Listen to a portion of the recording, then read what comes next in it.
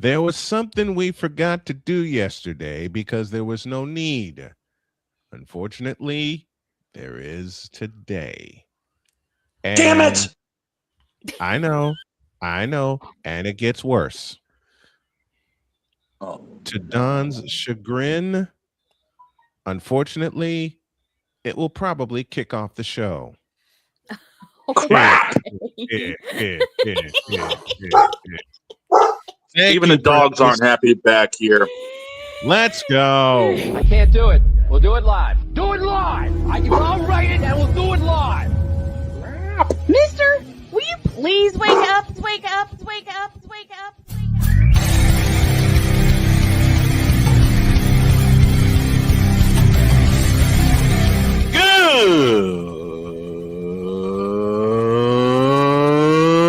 Good morning.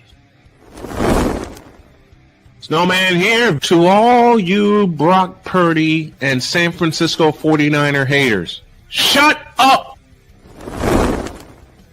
I got to thank you, Shane. I mean, whatever happened to the games where breaking 100 points was, I don't know, unusual?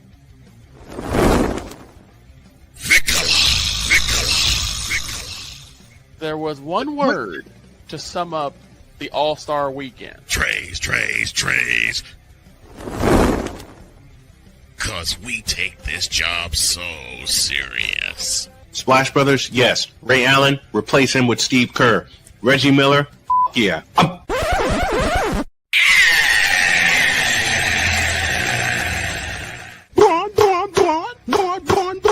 What in the all types of blue hell? Don't answer. I ain't drunk enough to taste this damn chicken. Let's go. Please don't ask. Please don't ask. One of these days, we're going to Let's fry not. that seal like a chicken.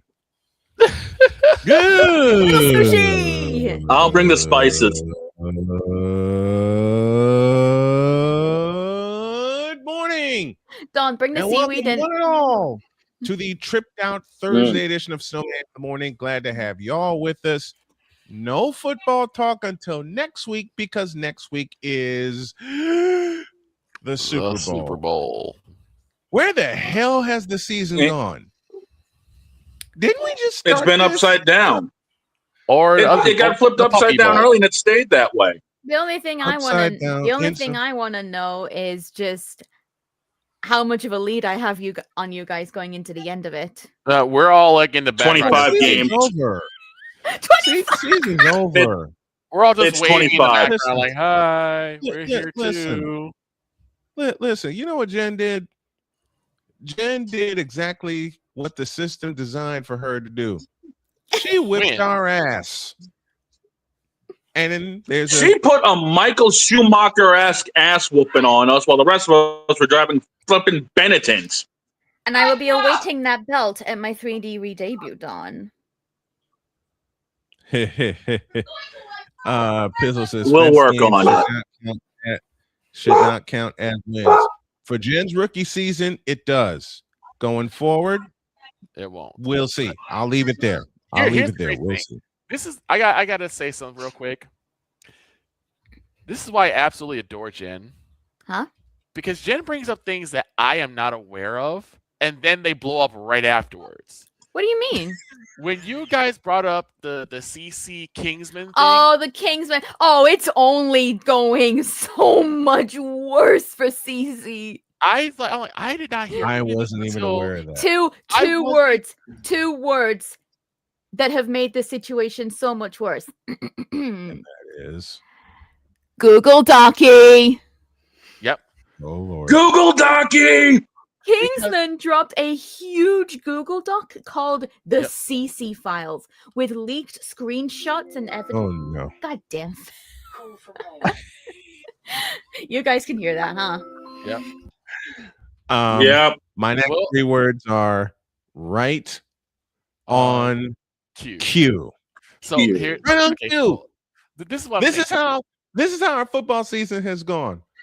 Just when you think Yes. you get a little roll going, because Don had a roll going early, I had a roll going early. Victor scored a few big wins, Yeah. and here comes Jen.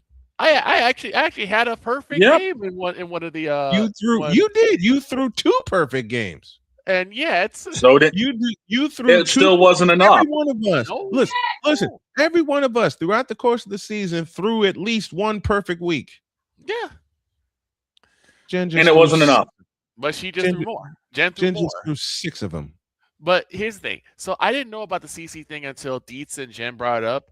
And now my YouTube has been flooded with nothing but mentions about how bad it's gotten for CC, how deep the situation has gotten. I'm like, oh my God, this has gotten bad. I'll need to learn about this later. We haven't got time. But Anyway, Stephen A. came with We an idea, and I do- agree with it. have something to do, and I'm hearing. Speaking of which, Wise El Jefe may join us tomorrow. What? Get out of here. Maybe. Actually, We'll see. let me confirm that, Yeah. because today I have a game to do at 2:00, which I mistakenly thought it was 1, Mhm. and yeah, that too. Yeah, the dogs back here are having some fun this morning. Some A little fun. bit. But here's the thing. And I think Little someone- bit. So Stephen A. came up with an idea, and I agree with him. I think You this agree? year, Okay. You I think agree this with year- Stephen A? yeah, I think this year boycott the HOF. I've been on a Because- boycott Yes. I've been Because, on a boycott from the HOF for different reasons for about 20 years well, and because because they Again. messed up with Bill Belichick. I mean, absolutely. I'm sorry. I'm sorry, but I said this yesterday. The only legitimate HOFs nowadays are the NHL and NHL. NASCAR. Yeah. Mhm. Now I'll I say agree with this: both of those. the only thing that would salvage it for me is if finally Roger Craig gets his flowers and he's in. It would salvage it for me, but as much as a fan, I hated Bill Belichick and what he did with the Patriots. You can't deny what he accomplished. You No. just simply can't. No. You just I simply mean, can't. that team was put together. That team was put together for success, and Belichick ran the ship. For 24 years. For 20 And here's the Yeah, and look years. at the dynasty that he put together for that team. Plain and simple. Here's what's gonna happen.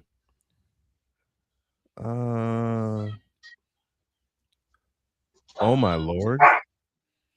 What? It's today. If I'm looking at this right. wait, what? What's that? We're going to have an extension of the show today to welcome Wise El Jefe, which may mean we may have a third hour.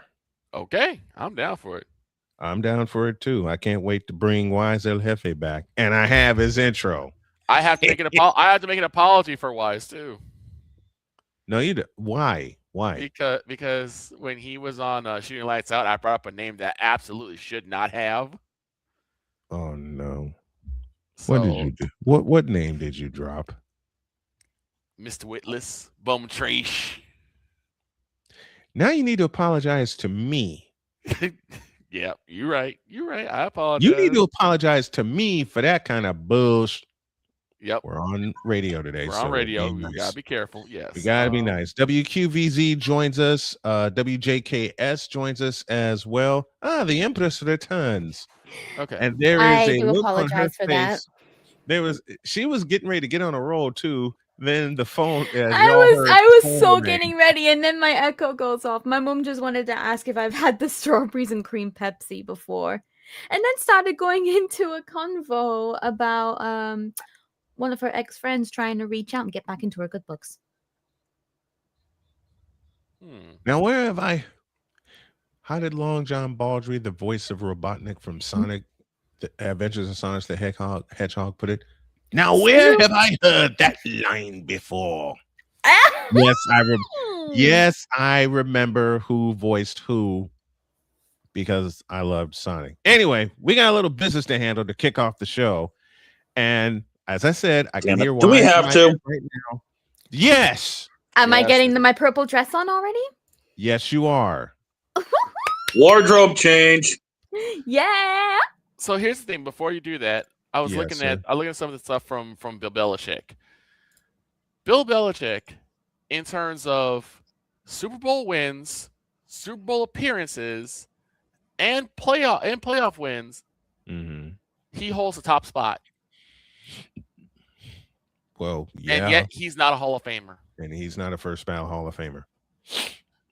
And he's not a first ballot Hall of Famer. What is wrong with this picture? It'd be like Gino Oriana being on the ballot for the Basketball Hall of Fame and not going in. It's why At I talk least about twice. Phil Jackson. It's like Phil Jackson, 11 wins as a coach, 11 titles as a coach. Yep. Mm-hmm. And you're telling me that you don't think he should be a first ballot Hall of Famer because of what? Because of Jordan or whatever case may be? Using Deflategate as a reason? Come on, man. Fair is fair. We're going to let Father O'Shaughnessy go completely off tomorrow. Gotcha. On the Football Friday. And he may get an assist from his clergyman. All right. But now we've wasted enough time. Yeah, we've stalled enough. Because there's some things that I found. Okay. No, change that. Change that. There's some things that found me. Yep. Matter of fact, there's a few things. Push it. I am. I gotta set things up here. There's some things that, let me use my Southern accent, which is about as fake as LeBron James in a basketball uniform. There's some things that found me, and I don't like it. If we got to do it, we got to do it. Push the button. Push it. In a world where partial greatness is celebrated and total greatness is shunned, there stands to be a figure on the lips of those who love him and those who hate him. The inane comparisons to Michael Jordan and Kobe Bryant continue and has existed since 2003. There is no end in sight, for the battle between those who unconditionally love and unconditionally hate him wages on. These are their stories.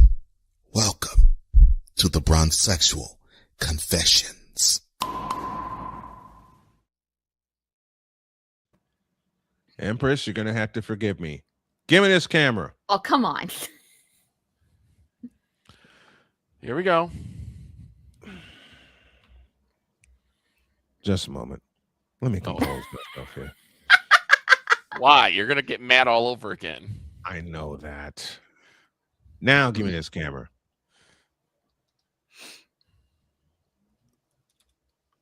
And I got to do this too. Unfortunately, I had a conversation with a Bronzexual. What you mean? There you go. Right on cue. This overloaded, stupid, dumbass Bronzexual said to me, quote, right on cue again. That too. Hey, I thought if it made him a little less mad, it would be good. Perfect. That was a perfect. There you go. I'll try this again while I'm laughing. This moron said, back-assward, moronic Bronzexual said to me, quote, Michael couldn't compete in today's NBA. Oh, that conversation. Oh, God. Well, I'm not. My God. I'm not as taken aback because I've heard. Before you go in, Victor. Go ahead. I respond with the words of Cole Johnson. That's a lie. You're not wrong. Once again, that's a lie. And oh, hell no. There's a Cole Johnson-ism that you're missing, Snowman.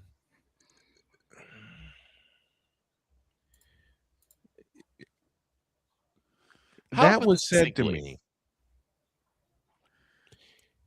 And I sat there for a moment. nothing from these bronze sexuals because we've seen it all before. Thank you, Cole Johnson, for inventing this segment 5.5 years ago. I thought, mistake on my part, I thought nothing these bronze sexuals could say could surprise me. You're wrong. Wrong. Wrong. Ed, wrong. Wrong. You're wrong. In the immortal words of the late great Bob Barker, that's dumb. The price is Wrong. Wrong. that's just wrong. That's just stupid. And then I get a notification. That's what we call general dumbassery. Yep.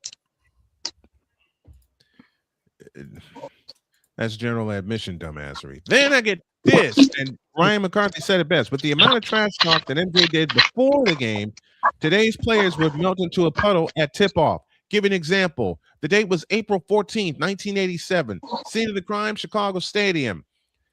Michael Jordan, dressed in a shirt and tie, walked into the Atlanta Hawks locker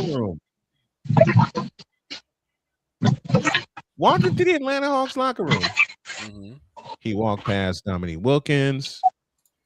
He walked past Cliff Livingston. He walked past another player, Antoine Carr. And he stopped at a fella named Randy Whitman.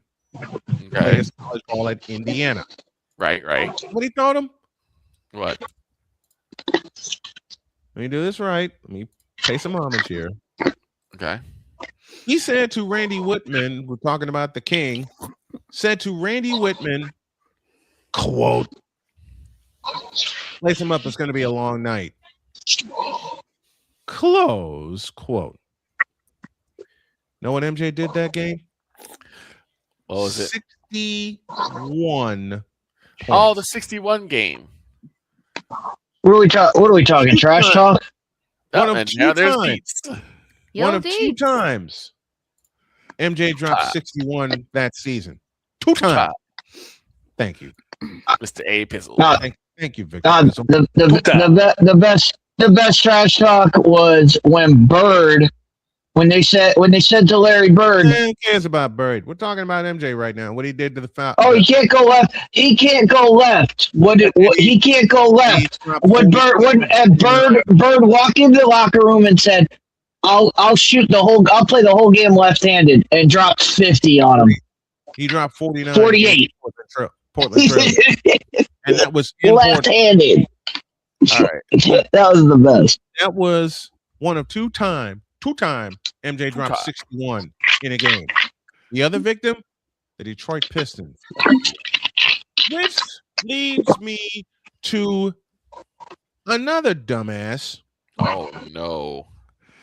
And I'm calling dumbasses out now. By the name of Donnie Clark. Double dummies.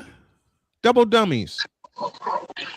Donnie Clark dropped this. Okay. With the caption, "The truth hurts." Oh, when God. of all people, JJ bleeping Redick. Time before you go any further, I'm sorry. Whenever someone says the truth hurts or truth or facts, you know a lie is coming right afterwards, right? Oh, I got the button ready. Go ahead. I got the button ready. Come here. Donnie Clark dropped a picture with a quote from JJ Redick. Stating. Yep. And the quote, and the Redick quote said, and I hate doing this, quote, Michael Jordan competed in a watered down NBA. Oh, Lord. Close quote. To both Donnie Clark and JJ Redick, where's that button? I offer two words. That's a lie. And I offer the words in a question from my buddy Chris Dietz. What are we doing? I don't have to say any numbers. I don't have to say any accomplishments. I don't have to say any part of MJ's legacy. All I got to say to you, Donnie Clark, in a form of a question, is: do you actually watch the game? The silence not. bears the answer. Now this. This moment of bronze sexual stupidity is brought to you by Hooked on Bronix. When you start talking like an idiotic bronze sexual, Hooked on Bronix can set you right. Call 1-800-YO-KANG. Real LJPM, now approve all this. I was kidding when I muted Dietz's mic earlier, but I love that trash talk story where the Portland Trailblazers stupidly said you can't shoot left-handed, and he went into the Memorial Coliseum in Portland, Oregon, 49 on their ass. Here's another little fun little nugget, because I decided to piggyback on it, because I saw something that was crazy too. So there was a video between I'm ready. teammates. Paul Say Pierce. There was a video I watched between two players that were Paul teammates. Pierce and Kevin Garnett and KG. And Paul Pierce stupidly, very stupidly said, quote, Michael Jordan had a limited bag. Yes. Close quote. Yes. Now I'll need my other button over here. You stupid. You stupid. Do you even think? No. You're watching. Do you even think? I'll answer that. No, and I'll leave it there. No, mind you, this guy shot a basket in his own hoop. Several times. Right. You want to talk about that, Paul Pierce? Do not remind me of that Joker. You want to talk about that, Paul Pierce? Now, Paul Pierce played at a Blue Blood in Kansas. Yes. Did win a championship with the Boston Celtics, 2008. Yep. I asked you a question, Paul Pierce. What the hell have you done since then, besides one more appearance? I'll answer that for you. Not a damn thing. Nothing. And you got the nerve to say that Jordan had a limited bag? You had no bag. His limited bag can cross you over, tie you in knots, and leave you on the sideline in the blink of an eye. And don't let Michael Jordan have the flu. Just ask the Utah Jazz. And another great Bird-ish talking story. 86, 87, 88 three-point contest. He went to the whole roster and said, which one of you is finishing second? Because he won them all.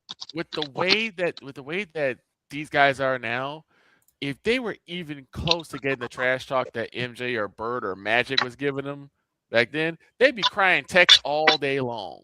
It's like what Ryan said earlier. If where is it? With all the amount of trash talk MJ did before the game, include Bird, include Magic, include all the old schoolers, today's players would melt into a puddle before tip-off. They were crying for text. Hell, include Scotty Burrell on that, and he was on his own team. Mm-hmm. He talked trash to Scott. He talked so much trash to Scott Burrell. if you watch that documentary they had a couple of years ago, Scott Burrell said he talked trash every single day. I've seen it live. Yeah. Okay? Here's the name. I've seen it live. You know who else he talked trash to, but later trusted him? Mm-hmm. Steve Kerr. Here's the name that talk trash. He punched Steve Kerr in the face. Here's the name that we talk about when it comes to talking trash: Sir Charles Barkley. Barkley.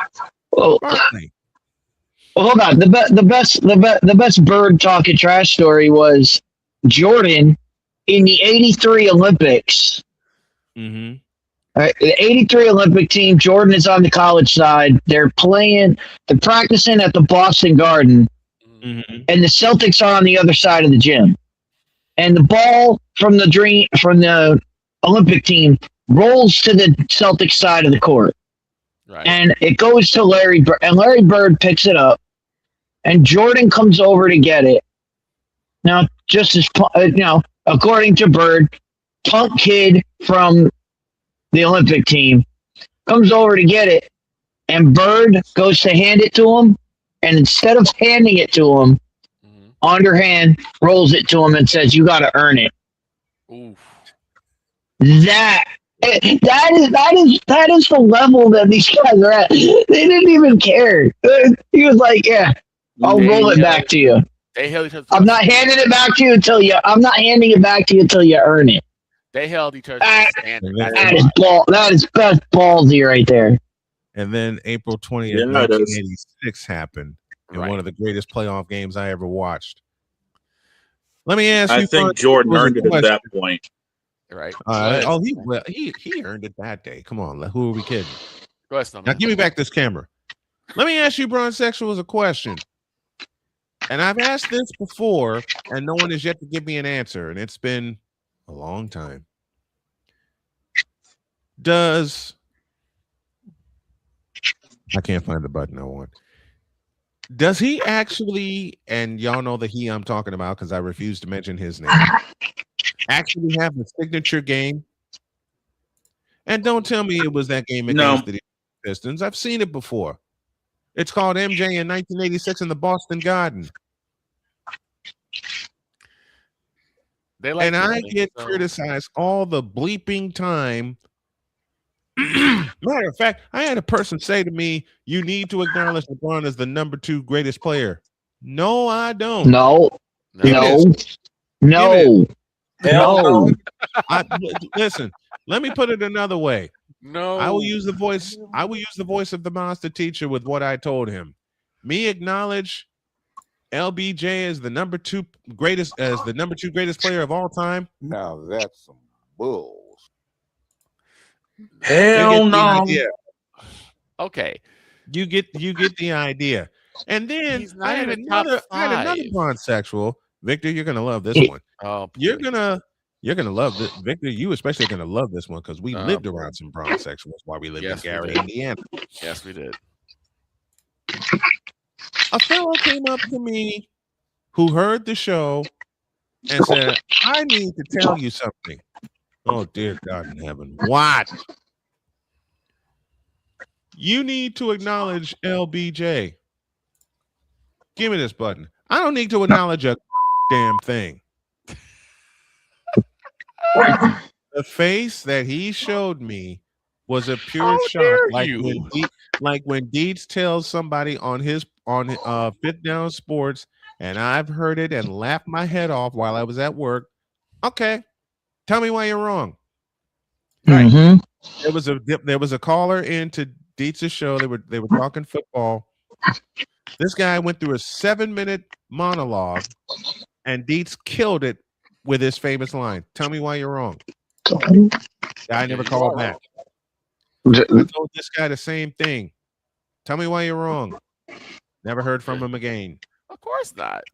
And then there's another guy who is unfortunately a member of the moronic Republic of Cowboy Nation. Figure this out. Another L we're gonna take. Not you, Victor. Not you. The moronic Republic who said the exact same line of that I must, not need to, not have to, must acknowledge that you know who is the number 2 greatest player. Okay. My response to him was my response to him, instead of a simple no, because if I told him a simple no, he wouldn't leave me alone. Right. I gave him a little Della Reese. Kiss my entire thing. Just give him 2 numbers, 8 and 24. That's all you need to give him. I mean, okay. I mean, I didn't need to give him any numbers. I'm going to close this out here so we don't have to think about it anymore. That's insane. To all these Bronzexuals and LBJ suckers, shut the up and leave us real basketball fans alone. They won't. Now get the hell out of my face, you. Come here. Get the hell out of my face, you thirsty bitches.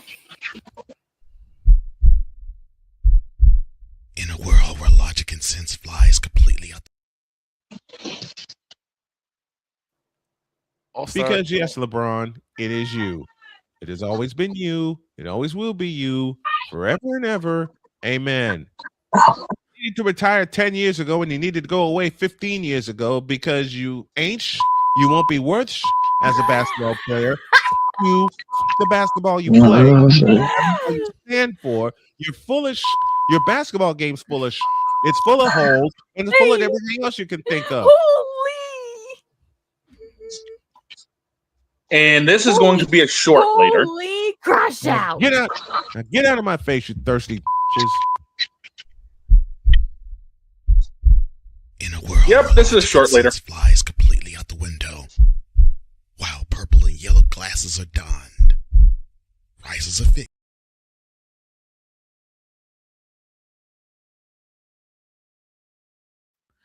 Mooted. Muted, snowman. Mooted. Doggone you, StreamYard. Dear Bron Sexual, you. Dear Jeannie Buss for ruining the Lakers. You. Poor Jeannie. She can ruin the Lakers. She can ruin the Lakers all she wants. Go right ahead. I'm not gonna stop. I'm not gonna stop her on that one. I'm not either. Now, as the original went, dear Bron Sexuals, you. Dear Facebook for a while, Bron Sexuals on. You. And dear that 4-letter network for putting Braun on in 2003 and shoving him down our throats and up our asses for the last 23 and a half years. You, and a whole lot of you. Now, for the last time. Now, get out of my face, you thirsty bitches. In a world where logic and sense flies completely out the window, while purple and yellow glasses are donned, rises a figure who encourages ridiculous, undying loyalty. Good Lord, I'm about to throw up. This has been yet another installment of The Bronsexual Confessions.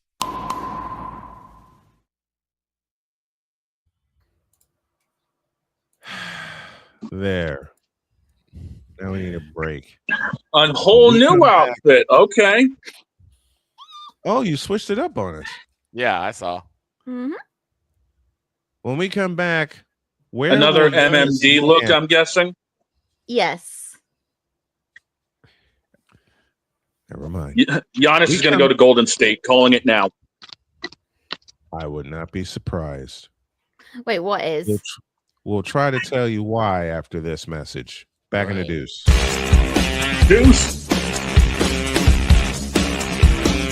This is Snowman in the Morning. Jason, let's go see your room.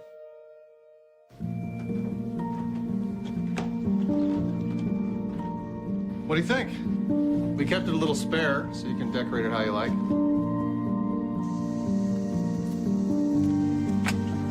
Dinner. Go. Excellent. Soccer's fun. Yeah, I saw you guys out there.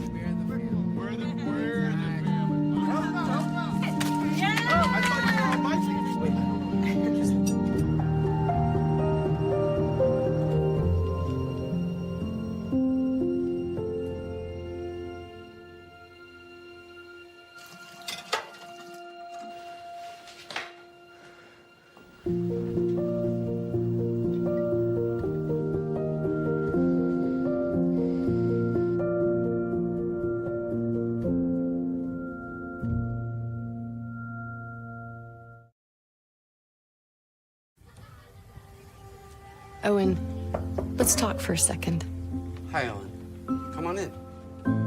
When you came into my life, it was a whirlwind. I just can't do it. It'll come to you. It won't. We had a lot to learn about each other. A lot. Hey, looks good. Things were changing so quickly. We didn't know what the future would hold. Any of us. I just wish you felt more at home now. But we knew you would always be a part of it. Adopting you was the best decision in our life. And I am so proud to call you my son.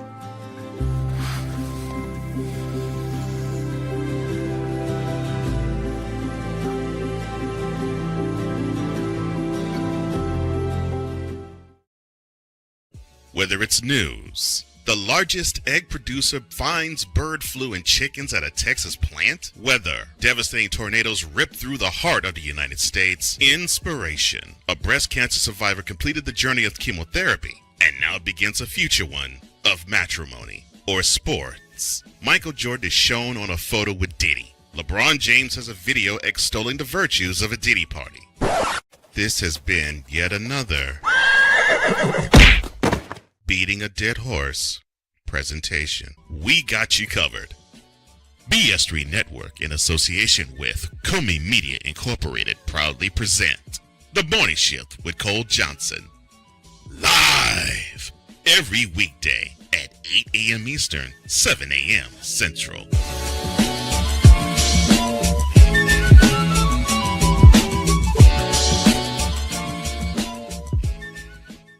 Cause we take this job so serious. And Father O'Shaughnessy need to go to hell. That's what he needs. What did Father O'Shaughnessy do? I quit. We're done here. I'm done. We're out of here. What in the all types of blue hell? This is Snowman in the Morning.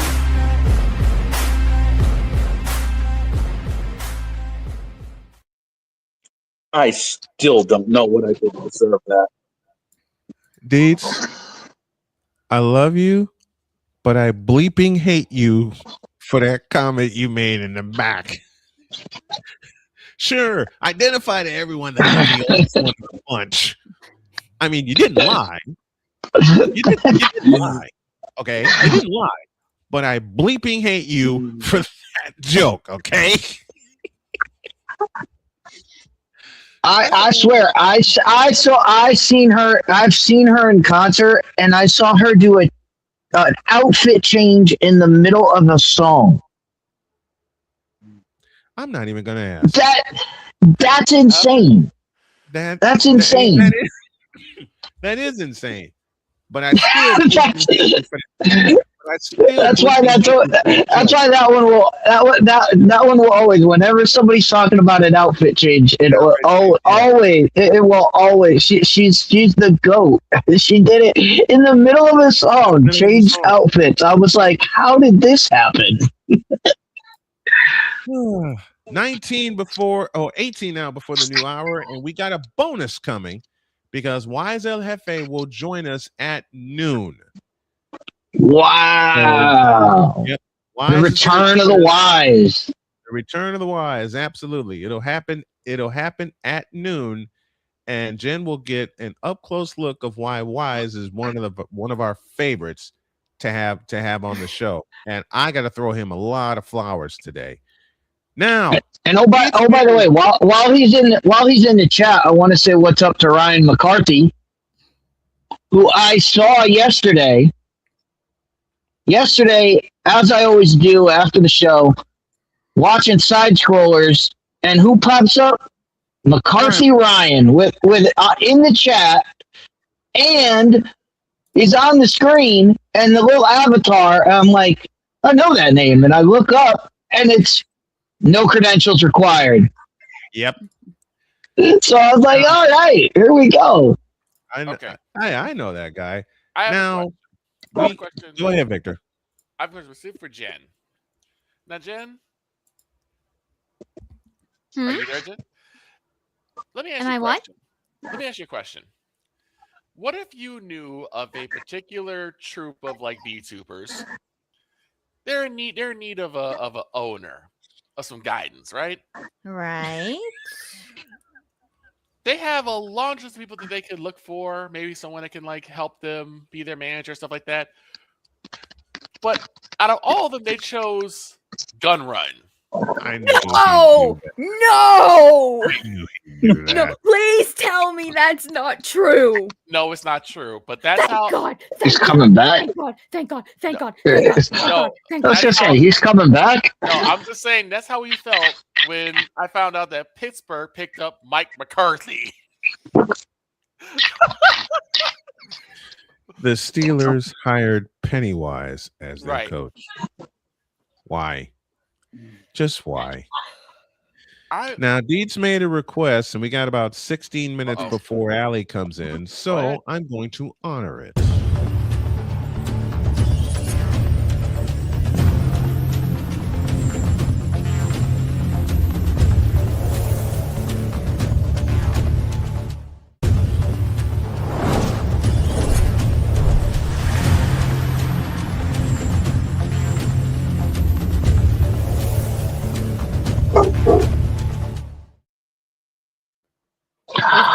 All right, Deeds. All yours. Let me go sack Aaron Rodgers so we can rebuild the quarter machines. Hang on. Well, hold on. Put us back on screen together, because the first topic I have is a question for Jen. Mm-hmm. Jen, have you met Amelia yet? Oh, absolutely! She's all over my Twitter feed. So if you guys do not have you played Pathways? I have seen other people play it. I've seen clips of it, but I haven't yet played it myself. For those of you who don't know, the UK government decided to make an interactive choose-your-own-adventure style game called Pathways, I know with what the you're talking intention of teaching you about radicalism and extremism in the UK. This one I actually know about. Really? The whole point is that one of the characters in the game is called Amelia. She has purple hair and usually wears purple and pink clothes. She's meant to be the villain of the game. Her crime? Valuing Britain first. Valuing British people first. Questioning the government.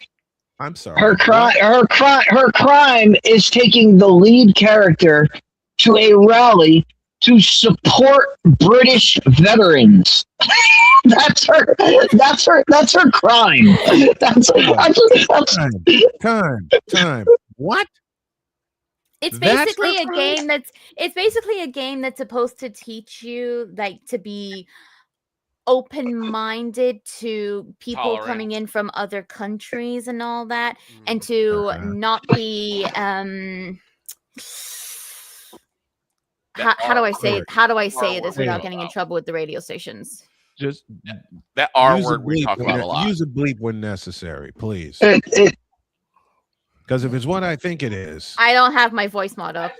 That's all I need to know. It's a game that is. Let me just put it this way: if you go to the rally with Amelia, the game ends with you getting arrested for hate speech. Yes. Yep. Excuse me. If you go, if you go, that's if you go. If you don't go and you go through the rest of the game, the game ends with the main character being sent to re-education camp. Wow. It is the biggest piece of propaganda you have ever seen. But again, Amelia was supposed to be the villain of the piece. But it completely backfired on the government. Look what the and they had to take the game down and retool it for 2 days because people were making memes of Amelia and the AI Amelia stories. She became the face of the game, and she was supposed to be the villain. I have seen so many videos, like AI videos of Amelia doing her propaganda videos where she's like, "Hi, I'm Amelia, and I love Britain. I like having fish and chips and a pint of beer at my local pub." Mm-hmm. Look, Jen. All I'm saying is, wherever they found the girl to play wherever AI found that girl who's in the Amelia videos. Spectacular. She is one of the hottest girls I've ever seen. Here's the funny thing, right? She is amazingly hot, and I'm like, where? I always ask these questions every time somebody shows a new one. I'm like, where are they finding this girl? Like, how is this girl not like a mainstream actor? I have no idea. Okay, Makes no sense. Ryan, here's the thing. I live in the UK. I know the things that are going on with my government. And I can confidently say the whole thing about Britain turning into 1984, it's not an exaggeration. It's real. It's real. The funniest thing I ever saw was Amelia saying she was going to rally the troops. She got Edward Kenway. She got Laura Croft. She got Cammy. Like, she went through what? Yeah, she got every British video game character, and she said she was rallying the troops to fight for Britain. And it was like, what? I think it would have been more fitting if she got Harry Potter. I think she did get Harry Potter. Oh, she has Harry Potter. She has Harry Potter. They have one with her and Harry Potter. They have one of her with the old version of the Doctor. Yep. They did Doctor Who. They had her with Monty Python.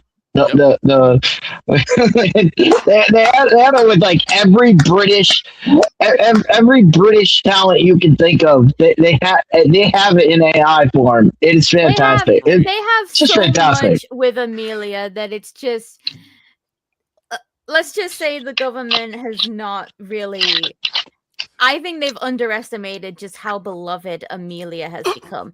She was supposed to be their villain, the person that you're supposed to avoid and stay away from. Here's what but the internet has turned her into their wife. Here's the problem. I think the issue is that here you pick between either rallying behind veterans and Britain or re-education. Who is really going to choose re-education over your own country? I don't understand that. Exactly. So that was the first thing. The second thing. Hold on. The second thing. Let's move this on because we don't have much time because we got Allie coming up. Mm-hmm. As much as I would love to just talk about pathways and the British, there's an even bigger disaster. There's an even bigger disaster out there that came out on Tuesday. Time. I already know what you're saying time for. Yeah. Really? It's not go on, incorrect, but go ahead. It's you know what, Damien? Amelia is what? I hate making this joke, but I'll do it anyway. Damien, if Amelia is the Colin Kaepernick in the virtual life, then you are LeBron James in real life. No, I wouldn't go that far. Yeah, no.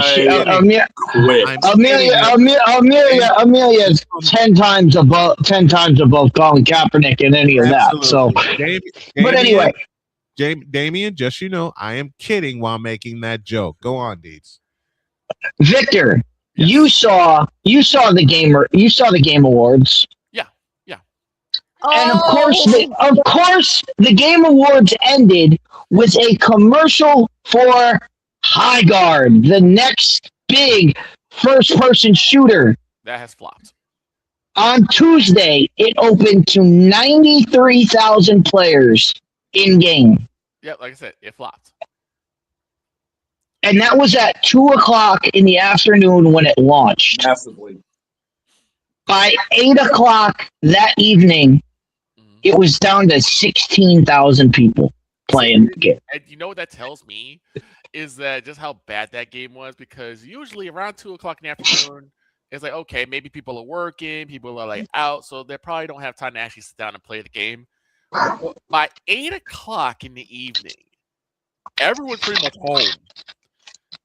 Those who are playing games have already been playing games for a bit. So how in the world do you go down They lost 63%. 63% of players dipped out of the game in 6 hours of playing it, and currently it is at 10,000 players in game.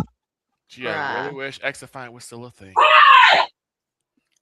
And this is with the Game Awards host and extraordinaire Jeff Keighley pumping it hard, saying we're all going to give him thanks, and we're all going to apologize to him when High Guard drops tomorrow. No, he did tweet this out. You're all going to apologize to me when High Guard drops, and here we are.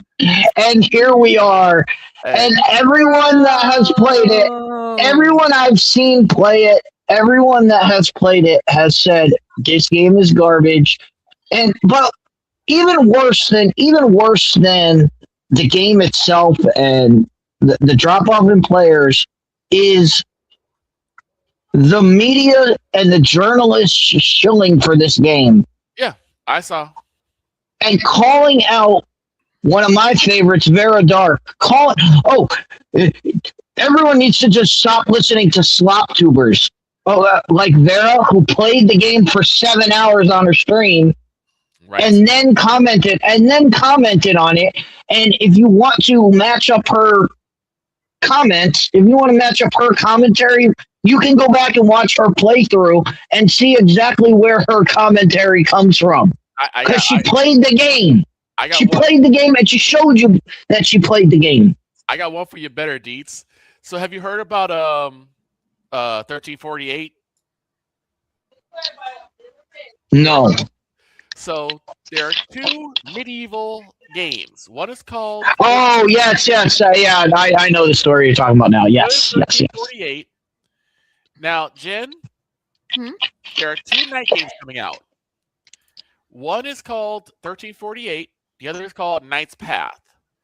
Knight's Path has, I would say, well over 100,000 likes in terms of when they dropped their trailer. 1348 had about, I would say, 25,000. Do you know how many people are working on Knight's Path? No. 3. Oh, 4. All right, yeah, it was 3 or 4. 4. 1348 has an entire studio behind them. But did you see why they essentially stepped in it? Yeah. The Nightfall people stepped in it. How? Because somebody responded to them and said they need more LGBTQ hype people in. They need more of that. They need more. Is there actually? It was a question like, "Is there LGBTQ representation in your game?" And the response was, "We deal in games. We're not dealing with agendas. We're just trying to make a game." Right. The most milquetoast comment you could make, and it blew up. And everybody, it angered everybody on the other side. And then everybody that was like, that's the most based comment ever. We're siding with these guys. Meanwhile, you got 1938 coming out, which is a lesbian night in medieval Italy. Excuse me? What? What are we doing? Look at the characters. What in the all types of Vita blue, yellow-bellied, red-blooded hell? Yes, if you look at the characters, though. If you look at the characters, because I saw like the shading and the characters they're using. The female they used for Knight's Path looked like an actual like portrait. It looked like an actual person taking a portrait. The one on 1348 looks like something from PS2, like Alpha. But that's bad shading. It was horrible. The characters look bad, but that's kind of Victor brought up the point where I was kind of going with this. and where I was kind of going with the whole high guard situation, because you have the media coming out and saying, "Oh, internet. If there weren't internet trolls, high guard would be killing it." And it's like, no, like, and my pushback to that is, what about Silk Song? Silk Song came out. Silk Song dropped.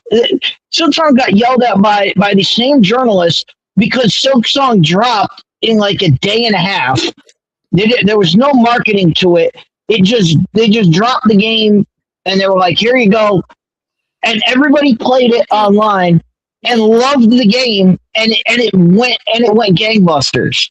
So you can't tell me that the internet destroyed something. Go ahead, Jed. You're forgetting two key things. One, Silk Song is a sequel to the already beloved Hollow Knight, so it at least had that going for it. Two, the reason game journalists were mad were because I believe the studio behind it is called Team Cherry. Yeah. They decided to not give early access to the game journalists. They made it fair ground, level ground. Right. Everyone had to play it at the same time on launch day, journalists included. Right. And the journalists were angry because they didn't get to play it early and release their reviews. Right. So here's a little funny little tidbit. Now I'm going to ask both you guys. Has anyone come out and said, don't play High Guard, don't buy High Guard? Has anyone said that? We're boycotting High Guard. I haven't seen that, no. No, nobody that said. I haven't seen anybody say don't buy this game or don't like this game. I've heard people say I bought this game and I played it, so y'all don't have to, because it's that bad. The only boycott I've seen is for the World Cup. Okay, so. the reason why I'm saying that is because think about some of the games that so many on the other side will say, don't buy this game, don't play this game, it supports this thing, this problem, that problem. Yet they do massively. Yet here's a game, and no one has said, like, they may not like the game. They're like, look, you want to buy it, go ahead. You want to play it, go ahead. And that game has how many deets on launch? On launch, they had 93,000 playing, and they're down to 10. If that doesn't tell you everything you need to know about how gamers view games rather than game journos, if that does not tell you everything you need to know, I just don't understand.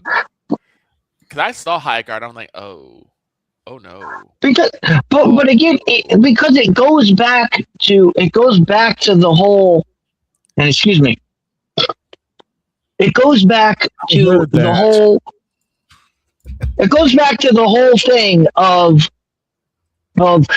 They came out and they said, if the internet didn't exist and if people weren't review bombing, more people would be playing this game. And that's just not true. They never mark it out when it happens the other way. And yes, I know Silk Song was a sequel, but it's still, when it dropped, they just dropped it. They just dropped it. They let people play it, and the word of mouth, because people played it and liked it, made other people go, oh, other people are playing this and they're having a good time with it. Let me check this out. And that's what it is. Meanwhile, you have people while everyone's running from High Guard, you have journalists saying, don't run from this game. It's a really good game. And then you watch people try it and they're like, this game sucks. Right. That's the worst. That's the worst thing that can happen. Yeah.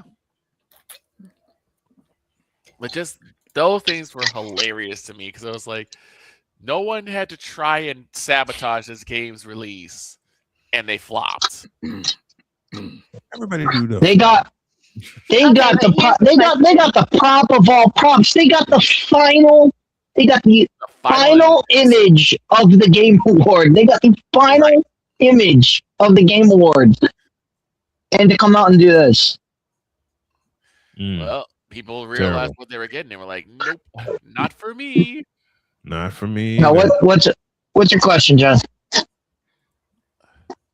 I forgot what I was gonna ask now. Oh. Let's close the arcade and take a break. Someone's waiting.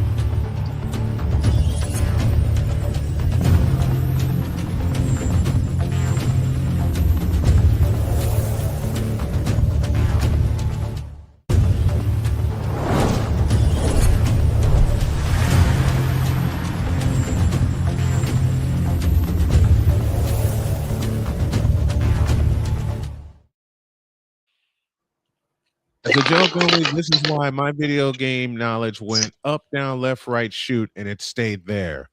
Take a break. When y'all come back, the Winds of Chicago will bring us Allison Moran.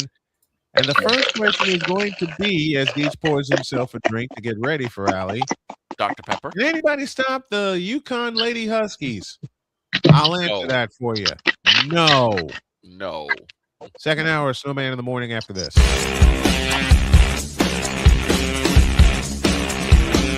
This is Snowman in the Morning. Whether it's news, the largest egg producer finds bird flu in chickens at a Texas plant, weather, devastating tornadoes rip through the heart of the United States, inspiration, a breast cancer survivor completed the journey of chemotherapy and now begins a future one of matrimony or sports. Michael Jordan is shown on a photo with Diddy. LeBron James has a video extolling the virtues of a Diddy party. This has been yet another beating a dead horse presentation. We got you covered. BS3 Network, in association with Comey Media Incorporated, proudly present The Morning Shift with Cole Johnson. Live every weekday at 8 a.m. Eastern, 7 a.m. Central.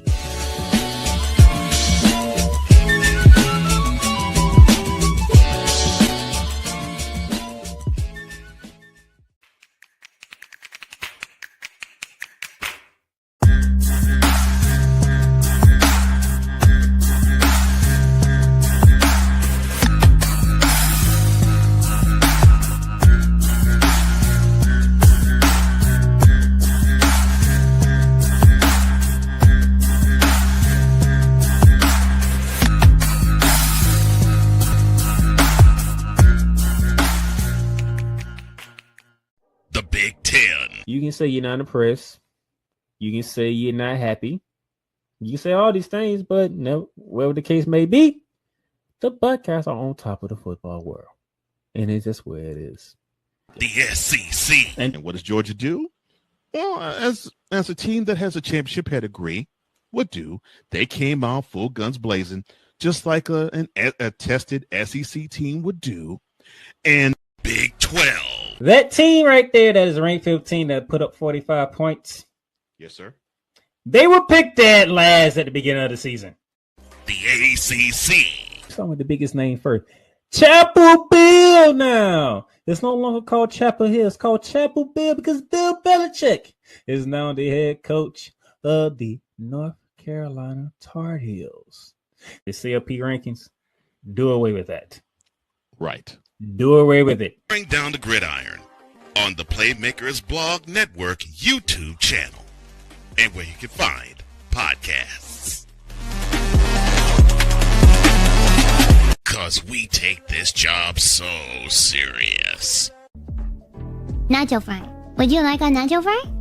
Would you like a nacho fry? What in the all types of blue hell? This is Snowman in the Morning.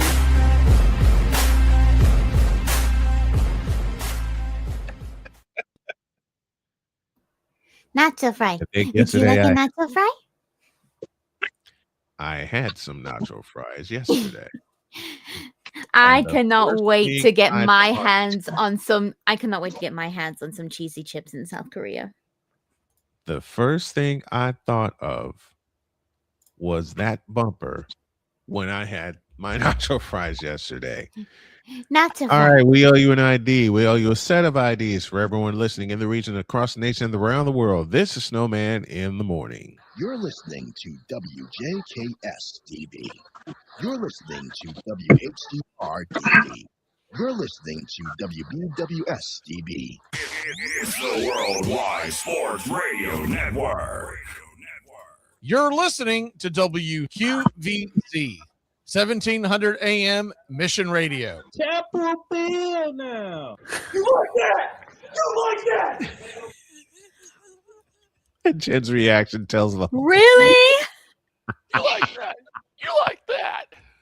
Chapel Bill. Why? Just why? I'm gonna work you into the station IDs. I quit. Don. I quit. You can't quit because I'm gonna work Don into the next one. And I'm that sorry, drops what? Tomorrow. I'm Somebody's sorry, waiting what? for us. Don't you? I'm sorry, what me? You heard what I said, and I ain't taking it back. Somebody's waiting for us in Chicago. Like I said, I'm sorry, what?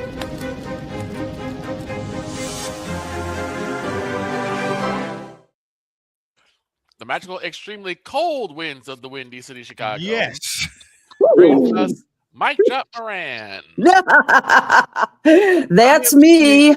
This is Hi, everybody. Hello. This is how cold I am.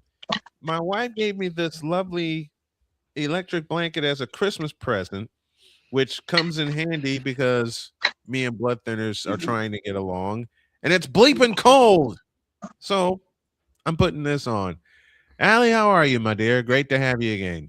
Well, great to be here and great to see all of you again. I am actually doing pretty well. Once my thermostat finally got fixed and I went above 65 degrees in my house, I am very fine.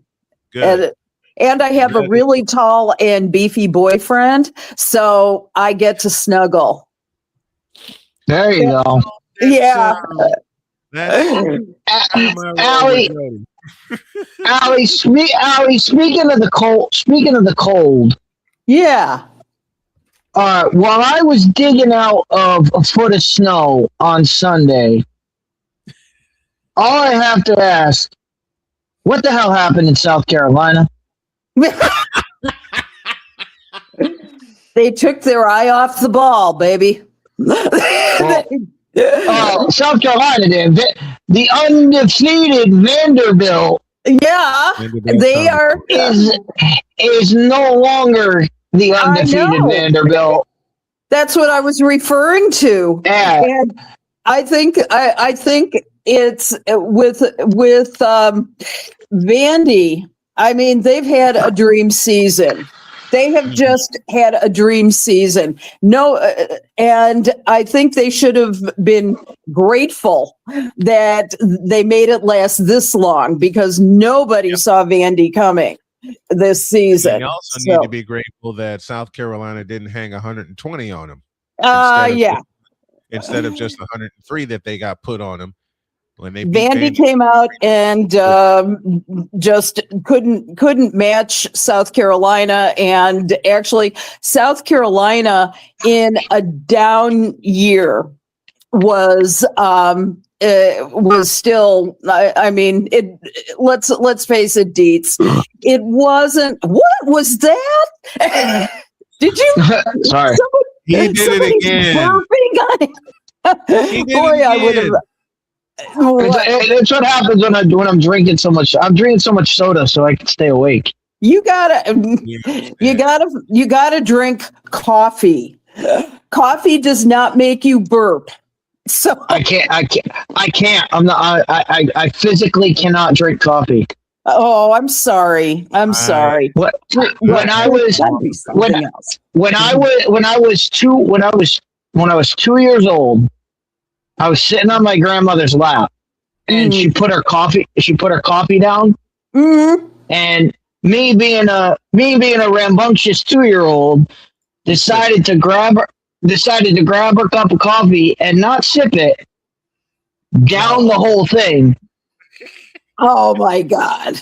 Needless to say, needless to say, I'm trying to remember how they put it on the Nathan's hot dog, but I refunded that coffee real quick. And so every time, and ever since then, every time I have tried to drink coffee, I have like Vietnam level flashbacks, and I have to. It makes me want to puke every time I've tried. And everybody said, "Oh, you're it'll grow on you. It'll grow on you. It'll grow on you." Every single time I have tried coffee, the first sip, and I'm like, "Nope, this is coming. This is coming back." I totally understand. I understand flashbacks. I understand all of that. I had to get rid of the habit once and for all, because I had coffee in all forms. I wasn't even fully introduced to it until I had to go to the hospital, and they gave me that choice, and they coupled it with stevia. And Victor, I hate you for that, but I also love you for that suggestion at the same time. So finally, last Friday, I said, screw it. And I threw it all out. And you were smart. I actually started sleeping. Speaking of smart, to couple Dietz's question with what the hell happened in South Carolina, what the hell happened at Gamble Pavilion? I'm sorry, say that again. In what pavilion? Gamble Pavilion, Stores, Connecticut. Mm-hmm. Well, which time, honey? I would lend credence.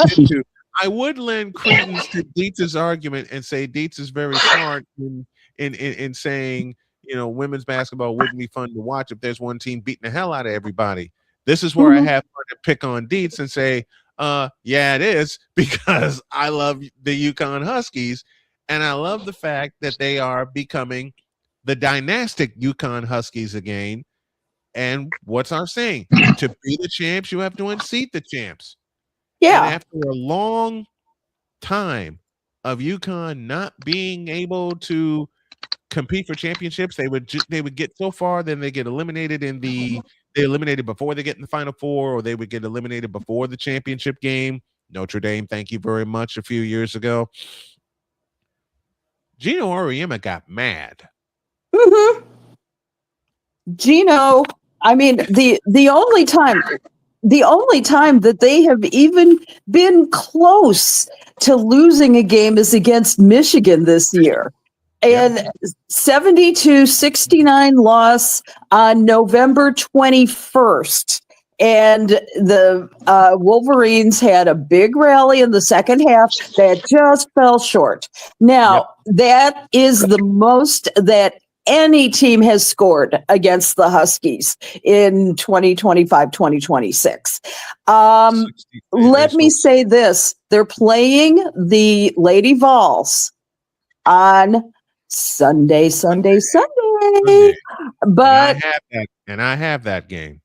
Good. Because I had a game today, but since we have an extra hour, I'm going to replace it with that game on Sunday at Gamble Pavilion, which means it's going to be it's in Connecticut, but it's not going to be at Gamble. It's not in Gamble. They moved it. It's going to be at the It's going to be at the Hartford Civic Center. Thank you, Hartford. Or whatever they call the Civic Center now. But maybe they should put it at Mohegan Sun. It's not that far away, so wouldn't that be fun? Yeah, but the Civic Center is actually bigger. Civic Center holds 16.5. Mohegan Sun 13.5. Oh, okay. So they were smart to put it at the Hartford Civic Center. Yes. As I said, Auriemma got mad. He got even. Yep. He's got 2 consecutive championships that he's working on, steamrolling everybody in the Big East. No one in the Big East is going to challenge them. Nope. Mm-mm. Besides maybe Tennessee, is there someone that can challenge UConn?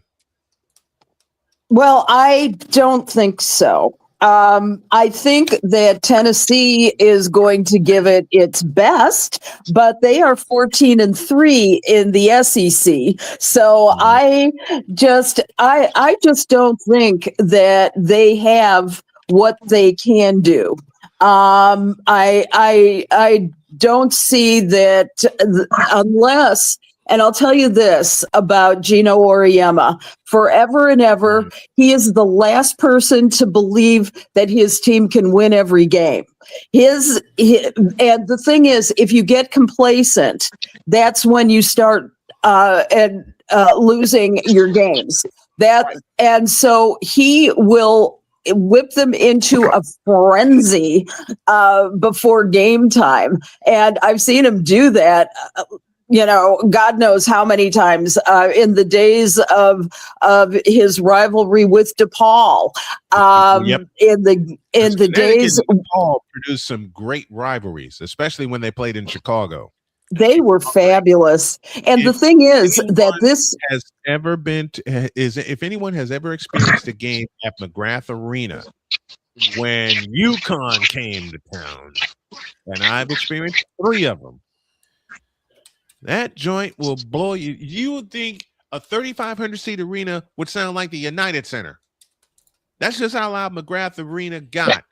Loud, anxious, nervous, excited.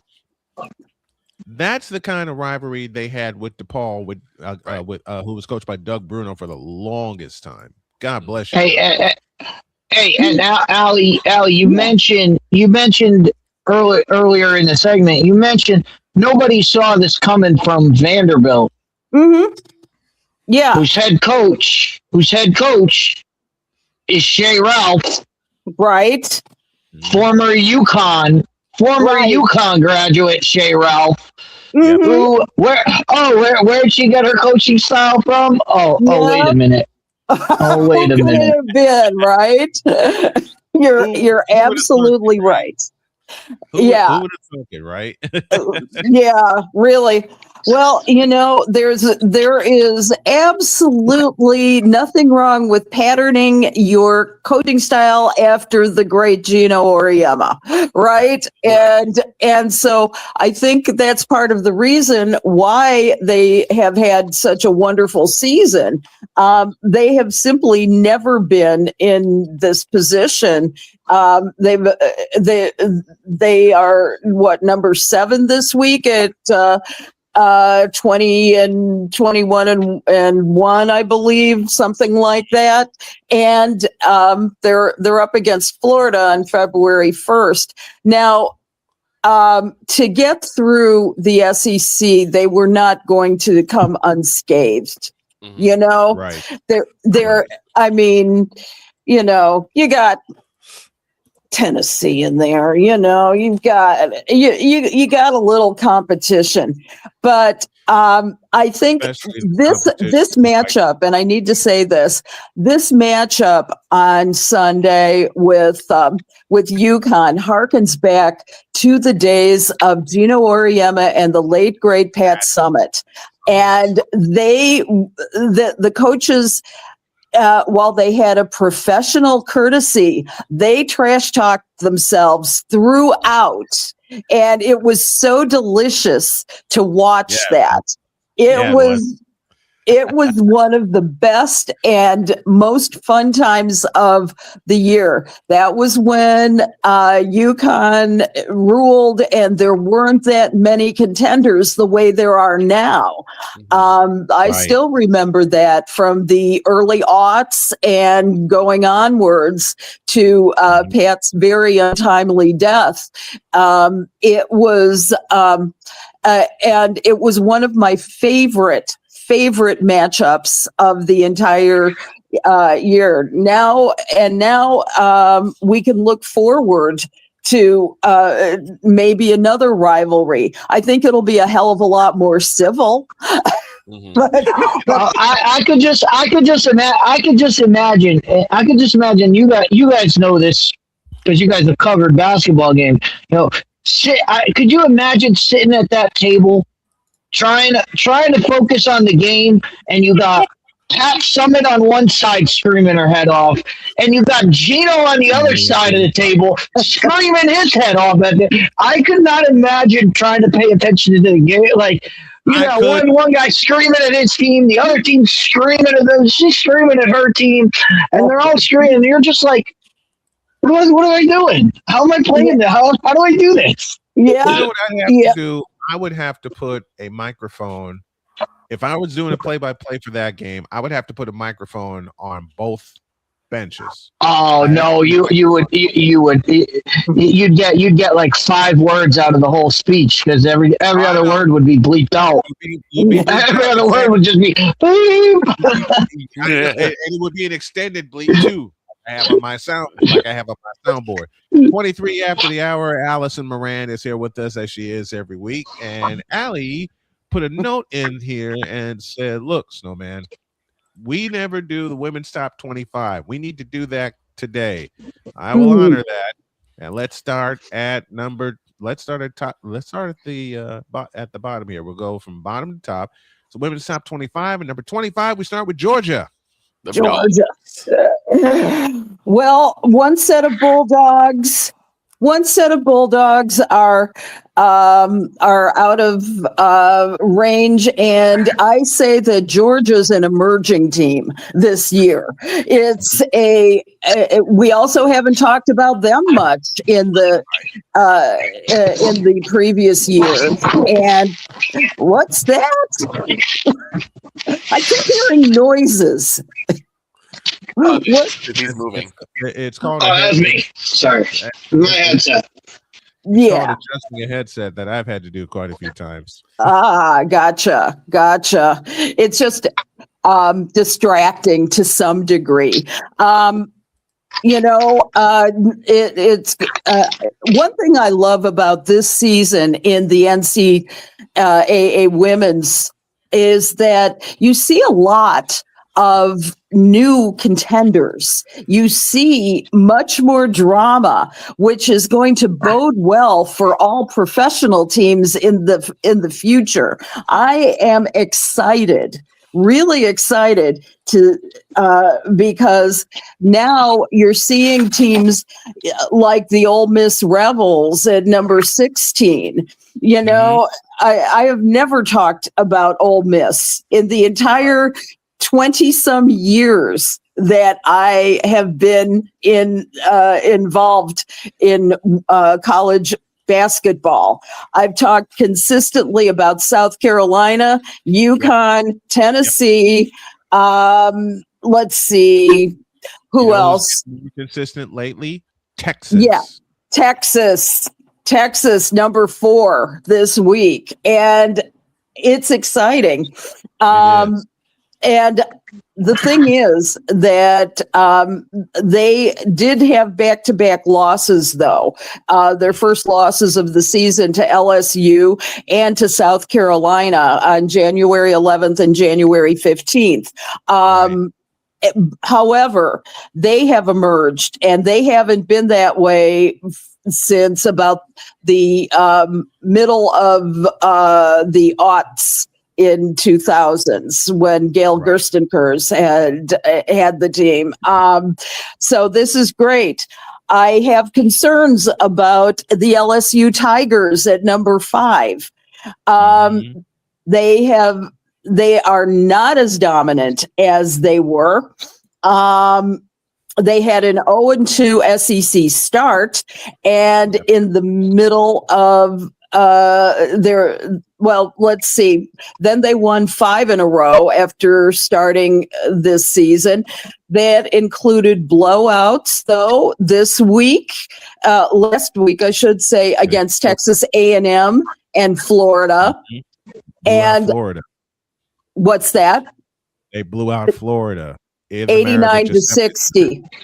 Yep. That wasn't the comparison of let's say 97-39 UConn Huskies over Xavier. God. But I will say that I think that the bark of Kim Mulkey's bite is no longer as sharp as it was. I'm just saying.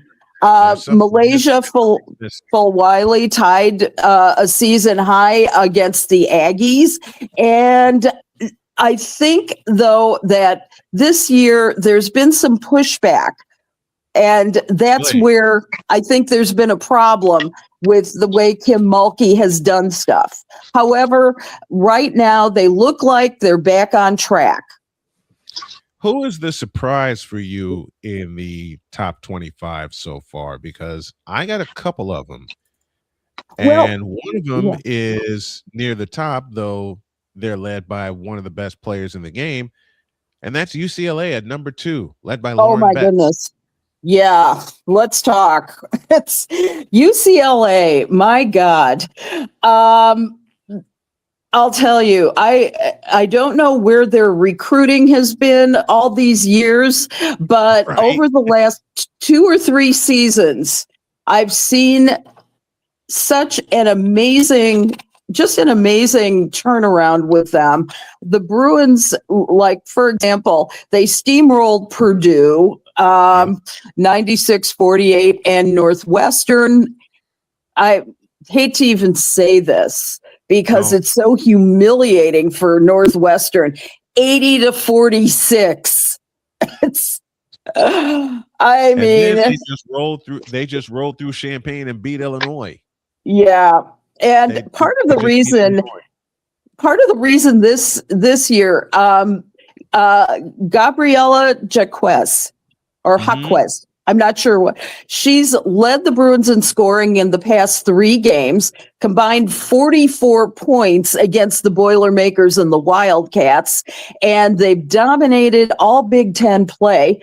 They're facing Iowa this week. And they are the undefeated Iowa Hawkeyes. and 9-0 at this point.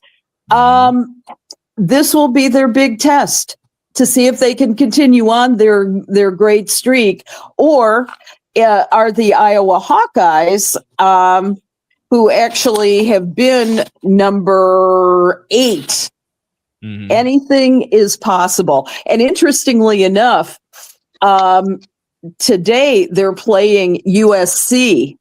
Yeah. So we're going to see how that works. They're having right now.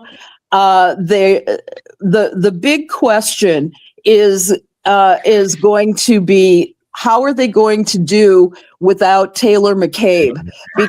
Because Taylor McCabe last Sunday got an ACL tear. And so she's out for the season. Yeah. We will see. And she was their best outside shooter at 3-pointers. She had, get this, 49. 49.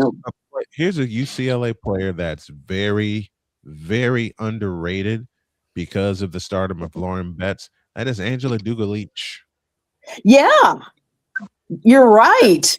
That's their Swiss Army knife. Everything rolls through Betts. Betts makes most of the decisions. But if you have to keep an eye, besides on Jaquez, you got to keep an eye on Angela Duga-Leach. Last year, her shooting was not good. She only shot 44% from the field. This year, she's over 50% from the field, 40 from 3-point range, and has gotten better, especially after learning how to team with Lauren Betts and the rest of those players. But man, an underrated player is Angela Duga-Leach from UCLA. You gotta watch her. I'm all for that.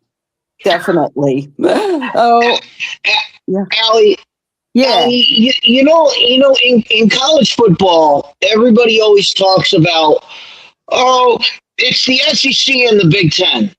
And they have this argument all the time of, it's just these 2 conferences and it's nobody else. And then you look at women's college basketball, and yeah, UConn is there from the Big East.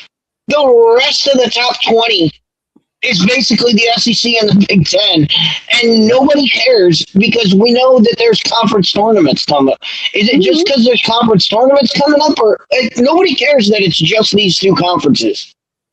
And I'm gonna love actually having a chance to cover the conference tournament this year. That's going to be the second part of March for me. I can't wait. The small ones, like the Sun Belt Conference, which I'm getting a hold of. Of course, we're going to cover the Big Ten.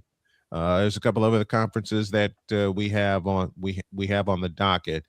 But The small conference, the ACC, because it's basically non-existent right now. Right now. Well, without Notre Dame, who has fallen out of real contention this year. Dietz, I wanted to I wanted to counter you with a few stats here. You've got the Texas Longhorns at number 4. In the SEC, right? You have that's right. You have Oklahoma Sooners in the SEC. And Baylor Bears. I believe they're going to play TCU, again. TCU Horned Frogs, and that's the Big 12.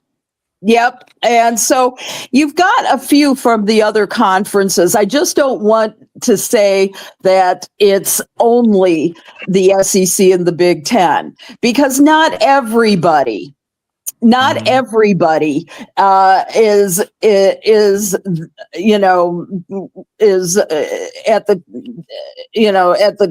the top, but they're not at the bottom either. Right.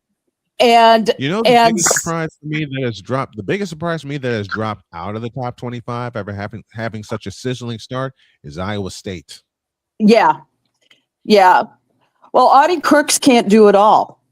Right. I mean, she just surpassed 2,000 points in her 2 years there. Yeah. It's and I think that the biggest problem is that a lot of her surrounding Big Five is just not coming together for them, and I think that's been outside shooting with Iowa State.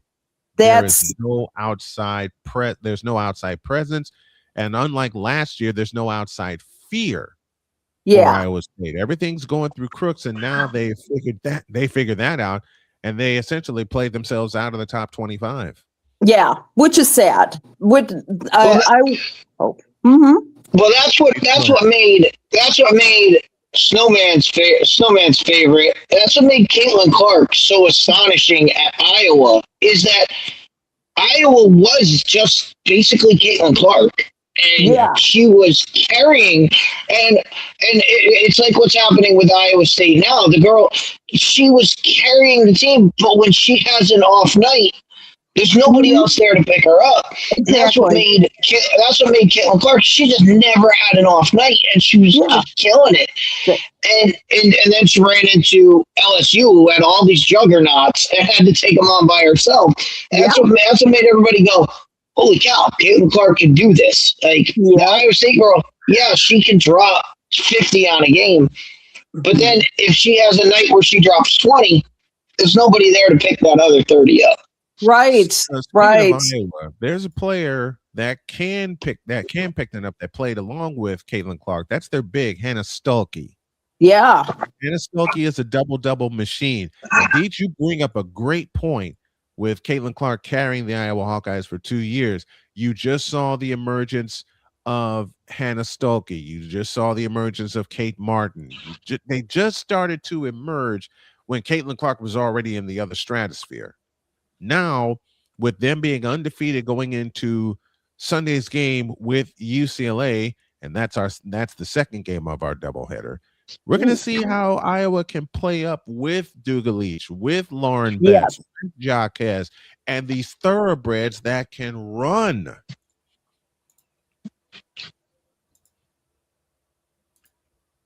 We're going to see how they match up.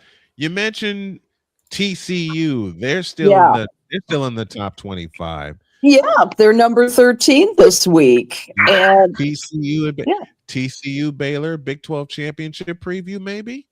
Maybe. Yep, I think so. They're playing Texas Tech on February 1st, and so that's going to be a nice little challenge for them. I'll be curious to see how Olivia Miles does. She led TCU in scoring last week with 17 points, and TCU and Baylor were the top teams in the Big 12 last season, and that's where they stand now. Bears at 8-1 and the Frogs at 7-1. And their regular season meetings are upcoming at Baylor on February 12th and TCU on March 1st. So we'll see what they have. That one closes their season. On March 1st, does it not? TCU and Baylor. Yeah, that's right. Before the conference championships. We'll close the regular season, decide the regular season conference title, and could possibly decide the number 1 seed in the Big 12. Because that Big 12 team features a double bye, just like the Big 10 does. There's a couple of conferences that feature a double bye. So those two matchups are going to be huge because it's going to be TCU and Baylor the rest of the way, unless Texas Tech can make up a game within the next month. But this is college basketball, and it can happen. It can. We got to talk about Caitlin. Caitlin and her new off-season gig. That's what.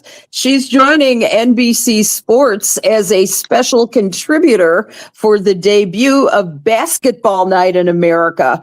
You just finished Sunday night on NBC, Sunday Night Football. Now they've got Basketball Night in America, kind of like Hockey Night in Canada. Yeah. And they have the new NBA pregame program on Sunday nights. They're starting with the Lakers and the Knicks. And I'll be very curious because they've got Carmelo Anthony and Vince Carter, and and it'll be kind of fun to see how she mixes in with these guys. She's the most laid back of interviews. I know that. I wonder, I have never seen her get nervous. Have you? Nope.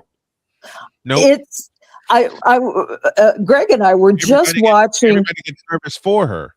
Yeah, it's everybody gets nervous for her. The woman does not sweat. It's like it'll be very interesting. I have a sense memory of when I think it may have been ABC or NBC that hired Magic Johnson, who proved to be very, very, very nervous in his first outings. And it was NBC. And in fact, it was the 91-92 season when the Bulls were so he joined the on-site broadcast crew. Yes. And I was surprised because I'd interviewed Magic before and he was all laid back and things like that. And I don't think I'm not really sure why, but I think he was told to keep it short, and Johnson does not keep it short most of the time. It was a three-man crew at the time. It was Marv Albert, Mike Fratello, and Magic Johnson. Yeah, they shared the mic together for 2 years, and then for a while, Magic was put on the other broadcast team of Dick Enberg, Steve Snapper Jones, and Magic Johnson. So he shared time with the top 2 announced teams when the NBA was on NBC. I'm curious to see if they move Caitlin Clark to a color commentary position, as well as I don't think they would. I don't think they would do that until she's done playing.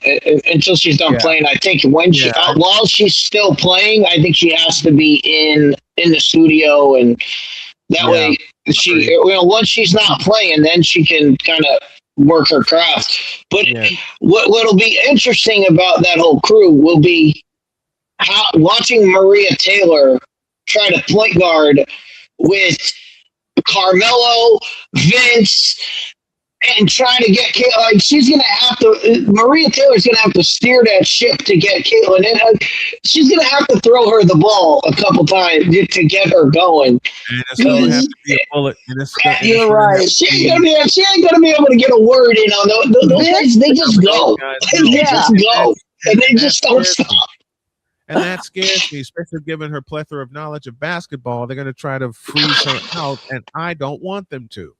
I don't want them to freeze her out. But as you guys mentioned, Carmelo Anthony is there, Vince Carter is there, and then you got Caitlin Clark, who knows a lot about basketball right along with these guys. How are they going to treat her? That's what I'm going to be interested to see. You know, I'm going to be very curious about what role they give her, and I'm excited too because this is a big gamble for NBC, and I'm kind of surprised that they handed it to Caitlin of all people. I know that it'll certainly get eyes on the game. However. You know, while she has been comfortable, I was saying before, Greg and I were just watching her interview with David Letterman, which was a couple seasons ago. And she was very laid back with him. And she's like, come on, give me the hard hitting questions, you know, but she was inviting it. She kept saying, bring it on. Yeah, exactly. And it was fun. So I think she'll be able to handle whatever role they give her. Ordinarily they do not set somebody like Caitlin up to fail. So right. I think that she can rise and do everything that she wants to do. I think she's going to be very Midwestern in her approach. I think she's going to be very matter of fact. I think she's going to have been well studied on anything that the Lakers and Knicks are in, are in need of. She's pouring into that research. She's pouring into that research. Already. She's pouring into it. Well, it's for every matchup. To answer Alex's question of why they went there, it's because NBC is smarter than that 4-letter network, and they know, hey, we got the hottest thing in college basketball. We have the hottest thing in women's basketball. Let's put her on our lead show. Let's do that and capitalize on her popularity. Unlike her own league won't even put her as the face of the league. No, and NBC is like, no, come on and be on our flagship show. Right. Listen, the decision was too easy. Okay. Yeah. And as Deep said, and as I have said so many times over, and Allie, you've hung out with me when I said it, unlike the WNBA that don't prioritize the biggest player they've had in the game since Cynthia Cooper, Tina Thompson in that era, they're putting her where she needs to be, which is in the spotlight. And she's going to kill it. And I know she is. She's pouring into her research, getting ready for the Lakers and the Knicks right now. I don't want to talk about the CBA with the W because it's at a standstill right now. It is. We'll just start with the confirm rating slump of Unrivaled. Yeah, this is continuing. How did George Carlin put it? CTD, circling the drain. Oof. Yeah. I looked at Unrival's ratings this year as compared to last year. There are so many sound bites that come into mind right now, but again, I'll just borrow the words of the late great George Carlin, CTD, circling the drain. Mm-hmm. Why do you think that is? Really? I think it's no longer a new shiny thing. I think that also it's very hard in many instances to find TBS. I think the model that they built it on was more like a cable model instead of a streaming model. And the problem is, like, I don't get TBS on my streaming service. I don't. So they've had a few games. I believe it's on Amazon Prime. So I've been able to get it there. But let's just say for the last week, for example, Unrivaled was on True TV. And this was their high point game with 0.03 of the audience, 143rd out of all programs. The next game, the Hive versus the Laces, only got 0.02 and was in 167th place. Now, you compare that with the WNBA, averaged nearly 1 million viewers per game this past season, even without Caitlin Clark. Yep. Now, they've got a big test coming up this weekend. There's a tour stop in Philadelphia, and it starts tomorrow night, 2-game slate, and it's going to be played at Xfinity Mobile Arena. And that has a capacity of roughly 17,000 to 19,000, and depending on the event. And the games, Unrivaled has said that the games are sold out, and resale prices were starting at $123 as of Wednesday afternoon. I think one of the things that they need to take a look at is their media rights deal. Yes. They have a 6-year media rights deal with TNT, reportedly worth 9 figures. But the parent company, Warner Brothers Discovery, can opt out after 3. And TNT also has equity in this league as well. And Warner Brothers Discovery itself is facing kind of a shaky future, as Netflix and Paramount are both trying to buy Warner Brothers Discovery. Is it sustainable as a league? I'd say that it is sustainable if you change the media model for it.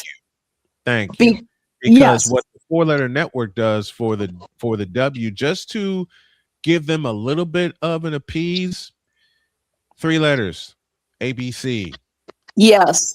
You want to see a big game, you can always catch it. You can always do it like the way they did in the past. You can catch it on a free network.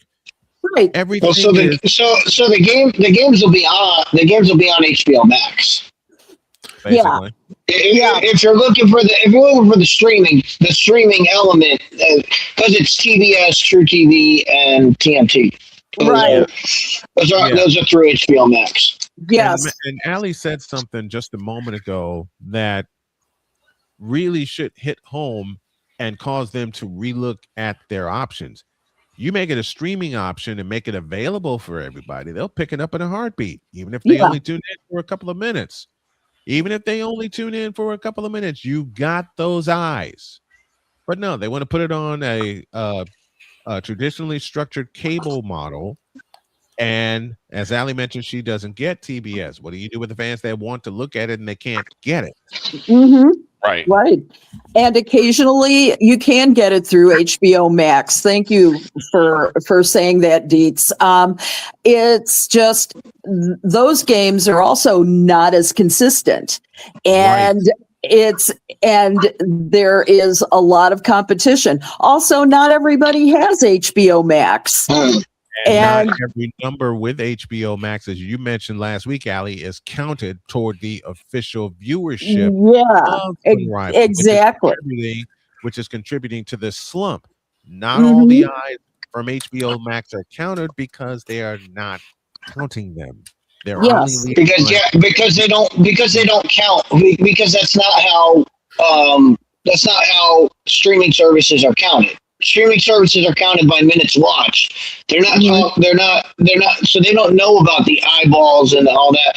Everything in Nielsen ratings when you look at a streaming show is by minutes watched and not how many views it has or how many people click on it. So it's a very different metric. Which is the reason why they need to change the metrics of how Unrivaled is watched, because I think that there are I think that you could call the league successful, and I think you can call it that if you measure it properly, and I don't think they've been measuring it properly. So how would you suggest they measure it? I would say that they would have to look at the structure of first of all the clicks that you get on. I think they need to pull in the HBO Max somehow. I don't know how you would do that, but I have a feeling that it's a much better watched game than that. I would say that if somehow this model doesn't work out, what would there be to say that NBC couldn't pick it up as part of the deal? I mean, it would make perfect sense since they're trying to be the NBA. I think the more perfect avenue for it would be CBS. Probably. Thank you. That's what I was thinking. Because when they do March Madness. Oh, that's fair. That would, they get that. TNT has some of the games. TBS has some of the games. True TV has some of the games, and CBS. If they could weasel their way into CBS, and that may come when we get through the Super Bowl. When we get through the Super Bowl, CBS doesn't have much going on their weekend coverage. They might be able to squeeze in an unrivaled game and throw it on CBS, in between something, and that would make a huge difference. Absolutely. I think it will, because for the longest time, CBS basically ruled sports programming. They had the NFL, they had the NBA. For a while, they had Major League Baseball, and they had this little thing we like to call CBS Sports Saturday or Sports Sunday. If that model is still around, they can easily slip it in there, introduce it as a new thing, and then slowly make it work its way into the main programming. That's how they did it with the NBA in 1981.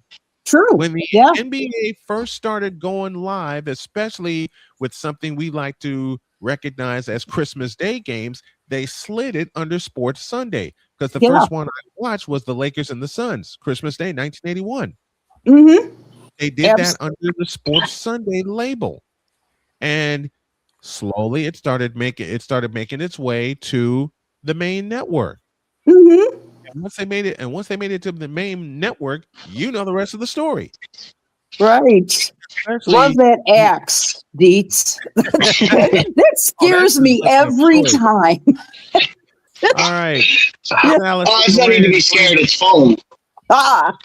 Now I feel better. To be scared. Allison Moran joining us every single week with her take on women's sports. Love having you, Allie. We love you, my dear. See you next week. Love you too. Have a great week. Thank you.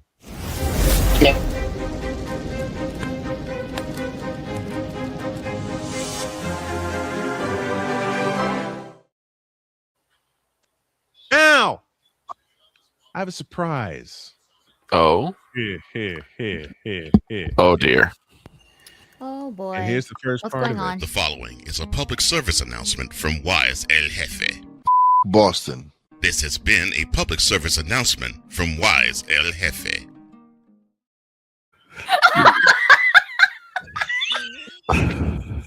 Oh, it gets better. When I chose this gentleman to sit in for me when I had my cancer surgery I couldn't have thought of a better person. Then he teamed up with Cole Johnson. Then Mentality was born. And all I got to do is this. Ladies and gentlemen, please welcome the person who is hitting the bong later but loving New York, number 420, Wise El Jefe. Number 420. Wise, my brother. Ladies and gentlemen, naming the lawman, the outlaw, and the holy bizarro. What's going on, Victor? What's going on? I gotta start off. I gotta make an apology real quick. I am so sorry, Wise. Why? Because when you came on to Shooting Lights Out, I brought up a name I had absolutely no business bringing up. Oh, you mean my trigger word? Yeah. Oh, yeah. My trigger word, yeah. I've come to terms with that's my trigger word, and that individual, yeah. Yeah.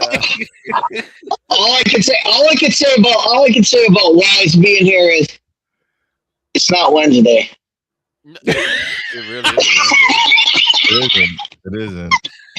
Wise, how have you been, brother? It's been a while since you've been in studio with us. How have you been, man? Great to have you. Man, good working and grinding, just building stuff, man. Just trying to make my way in this crazy world right now. So, hey, totally understand that. Just got back from Podfest. I was at Podfest a couple of weeks ago. Had a great time. Nice. Reconnected with some friends. But anytime I get to learn and grow in this field that we're in, right? Because this digital content right now is what we're doing right now is it's at an all-time high, right? This is if you're gonna really start creating a show, podcast, whatever it is, now is the moment, because there's so many different platforms that you're able to showcase your talents and you're able to do what you're doing. So for everybody else we got a mixture of platforms, where we showcase not just this show, but the one I'm building and we'll bring back very soon. And Wise clued me into ChatGPT a long time ago. I was very hesitant to use it. Now I have it here.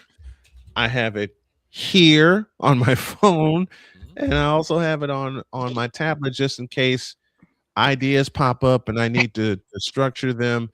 How did you get hooked in? How did you get hooked into that, man? Oh man, that was my man Jeff Ravilla. He when he got wind of it, he sent it to me like instantly, like yo. And the way he sent it to me was funny because we were both big hip hop heads, and he put in something for a Tribe Called Quest. I forgot what it was, but nice. He's the one who introduced it to me. And at first I was like you, I was hesitant, right? But then when I really started deep diving and started working on it and found it and used it as the tool that it was, right, to help me structure the show, help me figure out where I can improve in marketing or where I can improve in certain areas, it really made life much more easier for me. It made going from 2 to 3 hours preparing for a show and an audience member and preparing like my audience for who I was going to have. Now I have ChatGPT or whatever other software. I use multiple softwares, right? I use different things for different. I use different tools for different things. Same. And again, it goes for it.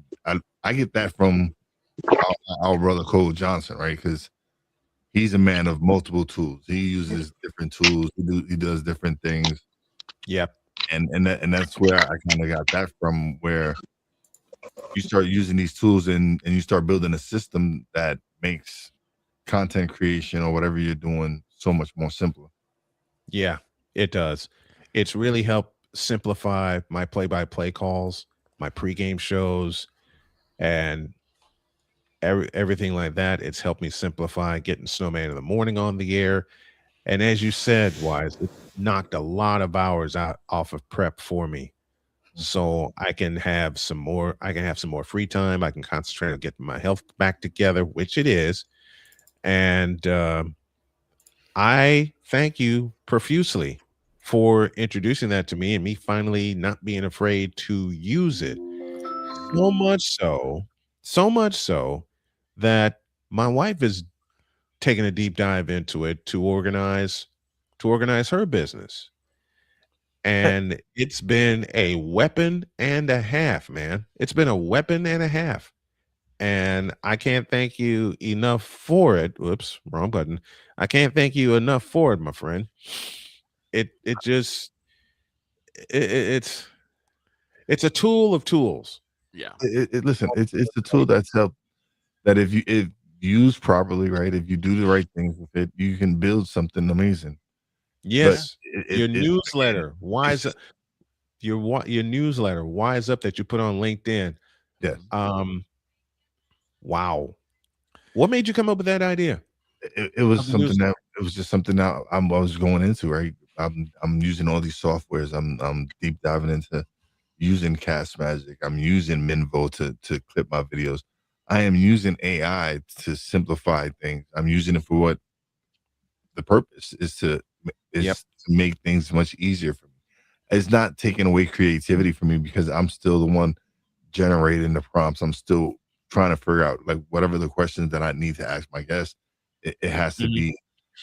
be thought of, right? I don't just take what AI gives me and just run with that. No, you have to really do your research. You have to make sure that the information that you have is correct. You have Right. to really, Absolutely. and at the same time, you also have to read up on your guests or whatever it is that you're doing or whatever Yeah. program you're trying to run. It's again, I I've learned from mentors like you, Chris Bates, from Cole Johnson, that when you're in this lane, right? If the media, whatever it is you want to call this, you have to be prepared, right? You have to Yep. make sure that you're up to date, that you're up in times with whatever's going on and whatever's trending. But again, it's up to you on how you use it and what's best for you and your company or whatever it is you're trying to grow. The Well, you one thing use I have to, the right word. You use the right word of a tool. Yeah. You know, any tool, and we've seen people. You know, we've seen the big AI debates and people who are firmly against AI. They're going to get washed. They're going to get passed by if they're yes. not using this. If they're not Yes. using this tool effectively. But we've also seen the other side of it, as Wise was talking about. You can't just rely on the AI to carry you. You have to use the AI to further what you're doing. So, you know, if you're using it to research, if you're using it to gather stuff, you still have to have that you know, the wherewithal to say, all right, this is what AI is giving me. Let me see how I can make that work within what I'm doing. So AI is a very tricky thing, but it as you said, it's a tool. If you can master the tool, you can build something really nice. Absolutely. Yeah, no, that is you kicked it. You nailed it right in the head, right? Yep. It's a tool where if used correctly and used the proper way, you can make something amazing. But then you get people that just feel that that's the only thing that they need is to be successful as the AI. No, you still need to add your sauce to it. You had to add because people, regardless of what if you're using AI, right? People still crave that authentic you. They want that authenticity from you. They want you to be real.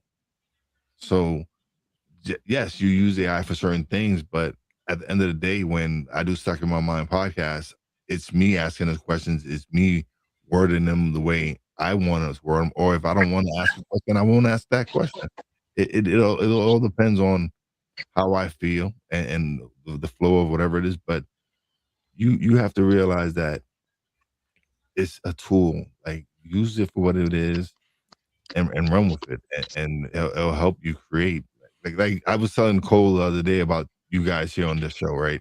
It seems Mhm. like you have found this chemistry. You've found the right crew to help grow the show even further, right? Because Vic is on here frequently. I was mentioning the young lady with the anime. I love that. That's a great Oh view. yeah, Jen's a big part of the show now, and she's added so much to it. Now we find ways to keep her in. Of course, Dietz is here when we talk college football, when we talk sports, period. And you mentioned it, and Cole mentioned it to me. It's finding the right chemistry, and it's definitely the same with you with your stuck in my mind podcast, which I am a total fan of. I've been a total fan of the Stuck in My Mind podcast since you talked to me about it the first time in 2020 when I was in North Carolina. And now that it's all the way out there, man, I am a frequent listener. I'm a frequent watcher. Tell us how that podcast got started. Furloughed from work. It was the pandemic, right? It was 2020. I was beginning of April, ending of March. I was furloughed from my job, right? And I had already purchased this podcasting equipment a year before. Because I'm a big sports fan, and I was going to do a sports podcast with a friend, and we never got to do it. So, but I had this equipment laying around, and there was so much going on at that time. It was the 2020 election.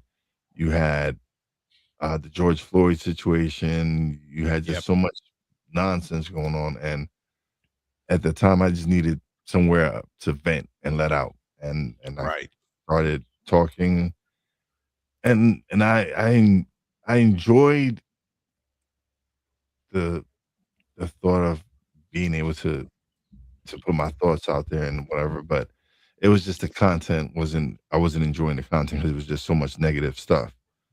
And then when I switched over to interviewing people and connecting with a certain person that connected us, and he started bringing me guests, and I shifted more to an interview based podcast. It really started just growing from there, just evolving, and then the live aspect of it, I got it from my time co-hosting Snowman in the Morning with Cole. I enjoyed the interaction with the way the Vic and everybody else would interact in the audience, right? So I was like, man, I want that aspect that's stuck in my mind. So that led me to doing 3 live shows a week, Monday, Tuesday, Wednesday. And I love that. And it helps me on editing, right? I don't have to I don't have to edit that's my shows now because they're live, they're out there. So can't get any better than that. But it was doing this show and then also going to Podfest and connecting with other people and seeing them doing live shows.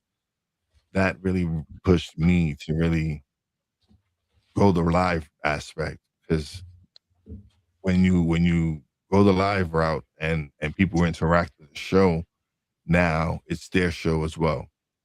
Right now that it gives them that connection, like, hey, they showed my comment on the screen. Like that aspect of it is something that I really love. So that's why I enjoy going live now. Were you afraid of it before going live? No, because once I started talking, it was easy. Like it became, and the more I talked, the easier it became. When I started Snowman in the Morning, I just plugged in the microphone and went with it. And now it's come to us being here 12 years, using the tools that you talked about to get us organized, the subject matter, everybody on the crew lending a hand into how we do things. And you and I had talked about this before. It's fun when it's together. Even when you improvise, it's fun. Because as you told me the first time we ever talked, you taped it and then you held on to it for a long time. Why'd you hold on to it for a while? It was more it was more a lot of record and delete, right? It was a lot of record and delete. Right. I didn't. It was more the self-doubt, like that self-doubt that you tell yourself, like, oh, who's gonna want to listen to this, right? Or I'm not a celebrity, I don't know anyone. Why would they want to tune in? So it was a lot of record and delete until the one day I was like on the phone with my nephew Poppy J, and we were just talking, and I was like, you know what? I just press record, and that was the first episode that stuck in my mind, was me talking to Poppy J and him on the phone, and not even having all the setup that I have now, right? I had a little basic $160 Behringer podcasting studio that I purchased on Amazon, and I didn't have the proper mic hookup from the phone to the mixer. So all I did was held the phone to the mic, and Bobby said what he said, and that was the beginning of my podcasting journey. We had a ton of fun when you were here with us at Snowman in the Morning, and I thank you for all the time that you spent with us and the time that you spend with us today. You know, Cole loves setting people up, right? You know, Cole loves setting people up and then dropping something that would just make everybody crack up laughing. One of the first times he really caught me off guard, he gave us this. The following is a public service announcement from Wise El Jefe. Boston. This has been a public service announcement from Wise El Jefe. I would think I've like I still say F Boston. Do you do it as often as you did before? Not really, because no, because we've we're coming back with mentality, but it's we're working on some things, but it's am I gonna go back to my my F Boston? I don't know. I think because for a while, I'd say for the first month, for the you first always worked something in about F Boston. It was yeah. I would anybody that was from Boston would get a big F bomb. It was fun. I had a good time, but now it's like but see, it's cool, right? He knows my triggers, so there's certain thing when he wants to get a certain reaction from me, he'll let you have it. he'll put my trigger on the screen, and so and it's quite a few. I'm trying to work on them. I'm trying to work on them. Understood. Certain people should not trigger me, but they do. It's just they do. I one of my favorite rants from you, besides Boston, it was on Snowman in the Morning, and someone had gotten busted for using PEDs, and then out of nowhere, you just hear Wise say, "You know what? Don't suspend him. Just have him line up in front of his teammates, and every one of his teammates just punch him in the face."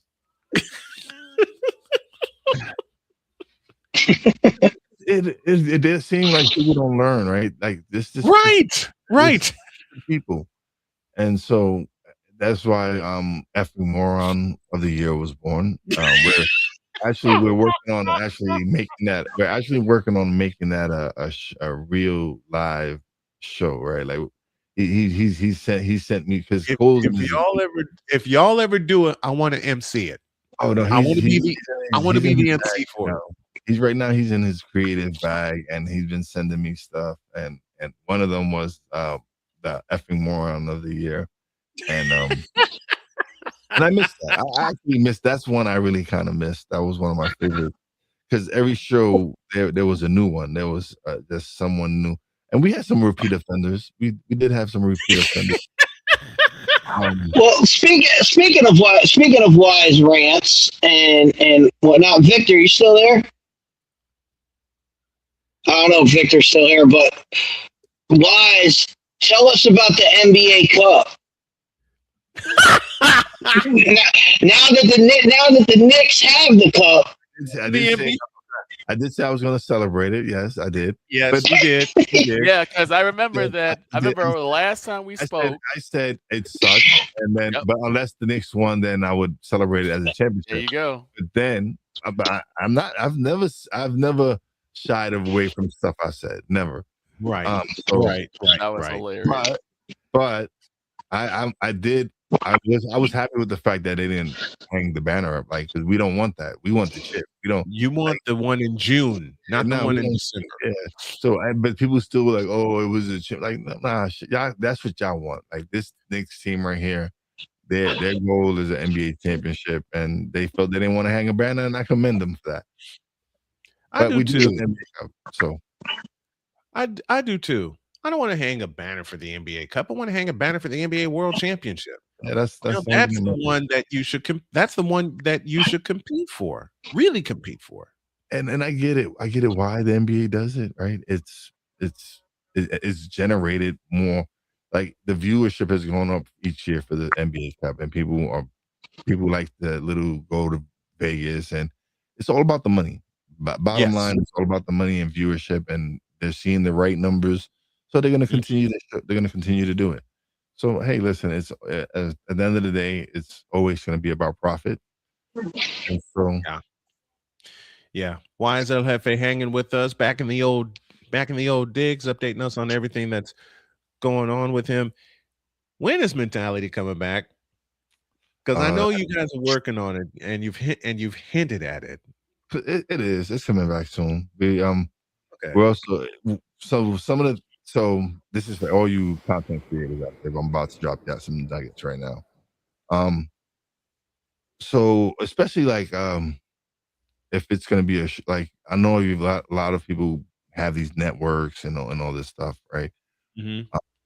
You guys that have multiple shows, create a YouTube channel for every single show. At the end of the day, it's an entity in its own. So with Mentality YouTube channel will be coming soon. Okay.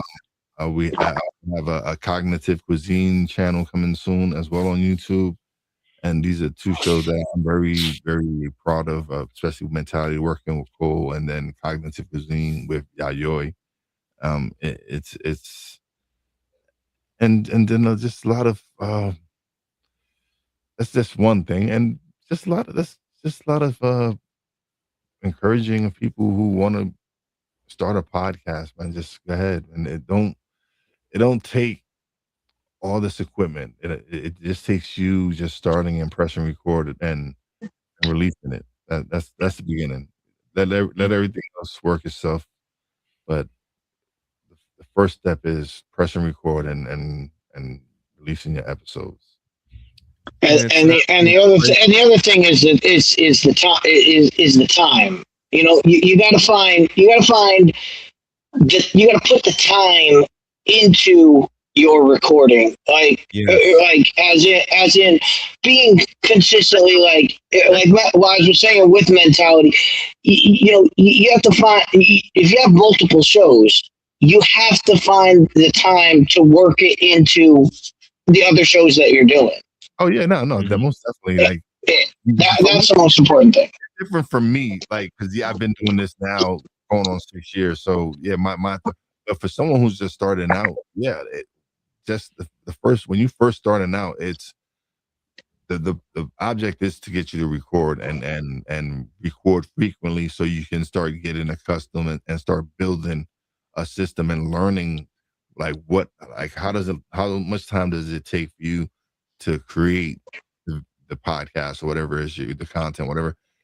Once you start doing it much more frequently, you start breaking down like, all right, it takes me such and such time to set up the mic. It takes me such and such time to set up the camera. It takes me this much time to set up the sketch or whatever it is that you're doing or whatever it is. So once you are more consistent with it, right? You start building your system. You start knowing like, all right, this is the amount of time it takes me to create this.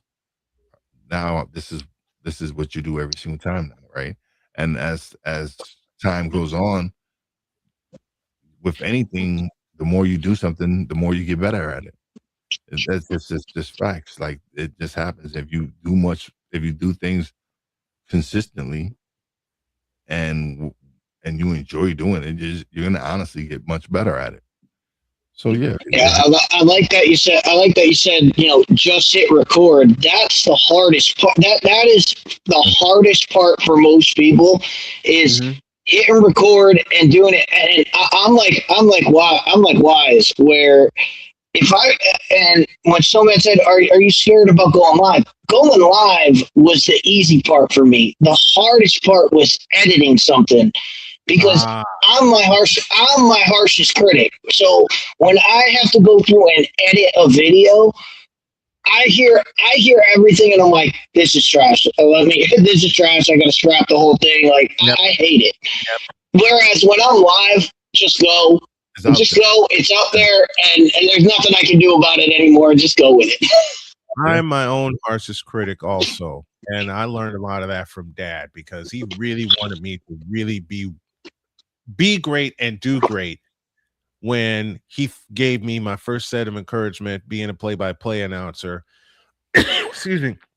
And I've said many times on this program, the person who did it for me besides my dad was the late great Jim Durham, who was the voice of the Bulls for many years. So I used a lot of tape and learning from him, learning what he does and how he prepares. Now we go into the 21st century with how I prepare and using Chat GPT as the perfect tool to get me organized. And the being my own harshest critic, I could have called this play better. I could have called that play better. I've added something to my play-by-play calls that was suggested to me, and it was called an accountability report because for the longest time I broadcast in fear. Now I don't. I add that accountability report. Did I show up? Yes. Did I do this well? Maybe. Did I do this? Okay. Yes. Did I go through the steps? Did I go through the process? And every single time I've done that accountability report, it's gotten me more emboldened to do more games and structure them correctly using the tools that I have and that I know. I don't like editing either, but I take a lot of pride in it to make sure you get the best content out there. I'm working on my shorts game to get more shorts back out there. Use that and use those and cut those as well, and use those as teasers going forward. I got you guys to thank, and I got this man especially who pointed me in that direction. You, Jeff Ravilla, Cole Johnson, everybody that pointed me in that direction to use the 21st century tools that we have that we have right now. And Wise, I got to tell you, when I went under the knife for my cancer surgery and I asked you to step in for me, you took it and ran with it. And man, that to say thank you would be a horrible understatement for that, because you and Cole took it and ran with it. That's how mentality was born. That's how our friendship developed. That's how our brotherhood developed. Forget a friendship. That's how our brotherhood developed. And now to see you being the star that you are, I love you very, very much. I love you very, very dearly. And brother, I'm going to cry when I say this, but I mean every word of it. I am so very proud of you, my man. I mean it. I am so proud of you. Listen, I'm no star. I'm no star. I'm just me, right? I just love doing what I do, right? Being able to create the content, have the conversations that I have is something that I've gained so much from. I've learned and grown so much from these conversations. But one of the most important parts from it has been the relationships that I've been able to build from podcasts. Yes. It's the friendships, the lifelong friendships that I've been able to build with people that I've actually been able to go hang out with. Like me and Cool McCain have hung out in person, right? Like I was just recently with Cool a couple of weeks ago when I drove through Charlotte. It's going to go help Jeff support Jeff Ravilla open his podcast theater and be a part of something great there. It's going to Podfest and connecting with Alex Sanfilippo and Bill being able to build up a relationship with with someone who's doing some great things in podcasting. It's those relationships. It's being a part of Snowman in the Morning with Cole and you, and being able to step in and learn this craft and improve on myself by doing the live shows, right? Like I didn't have a clue. I wasn't in media. This wasn't what my shows weren't live. They were pre-recorded and edited and all this. So being able to go live and experience that here and learn from a veteran like you and be able to connect with a Chris Bass and learn from someone like him. And then of course we have the genius himself that is Cole Johnson, and being able to pick his brain and learn how to build a show watching this man build the show. So it's learning from so many different people, looking at what Ben is doing at BS3, and it's all these things, and showing me that you can build a media empire, right? Because BS3 is amazing. Like the stuff that they're doing over there at BS3 is inspiring, right? So well, speaking of live and editing, I would kick myself if I didn't get to ask you was, what's the feeling with John Harbaugh? Oh, go for it. I love the pickup, man. We've actually because the last few head coaches we've had have been fake head coaches. They've been more OCs than head coaches. We now have a CEO. Right. Like we now have a Tom Coughlin back in the building. We have a Bill Parcells back in the building. Like there's people that are meant to be offensive. Like Josh McDaniels is a phenomenal offensive coordinator, but he's a horrible head coach, and it's been proven twice. Right. Yes, he failed twice as a head coach. But you put him in a situation where you give him a Drake May, a Tom Brady, and his offense, and even before that, he's always been a great offensive coordinator. Right. Brian Dable, great offensive coordinator when he was with Buffalo. Yes. It's just now, like you said, now you have the CEO of the whole thing. I also think that right now you guys are set offensively with how Jackson Dart, Jackson Dart.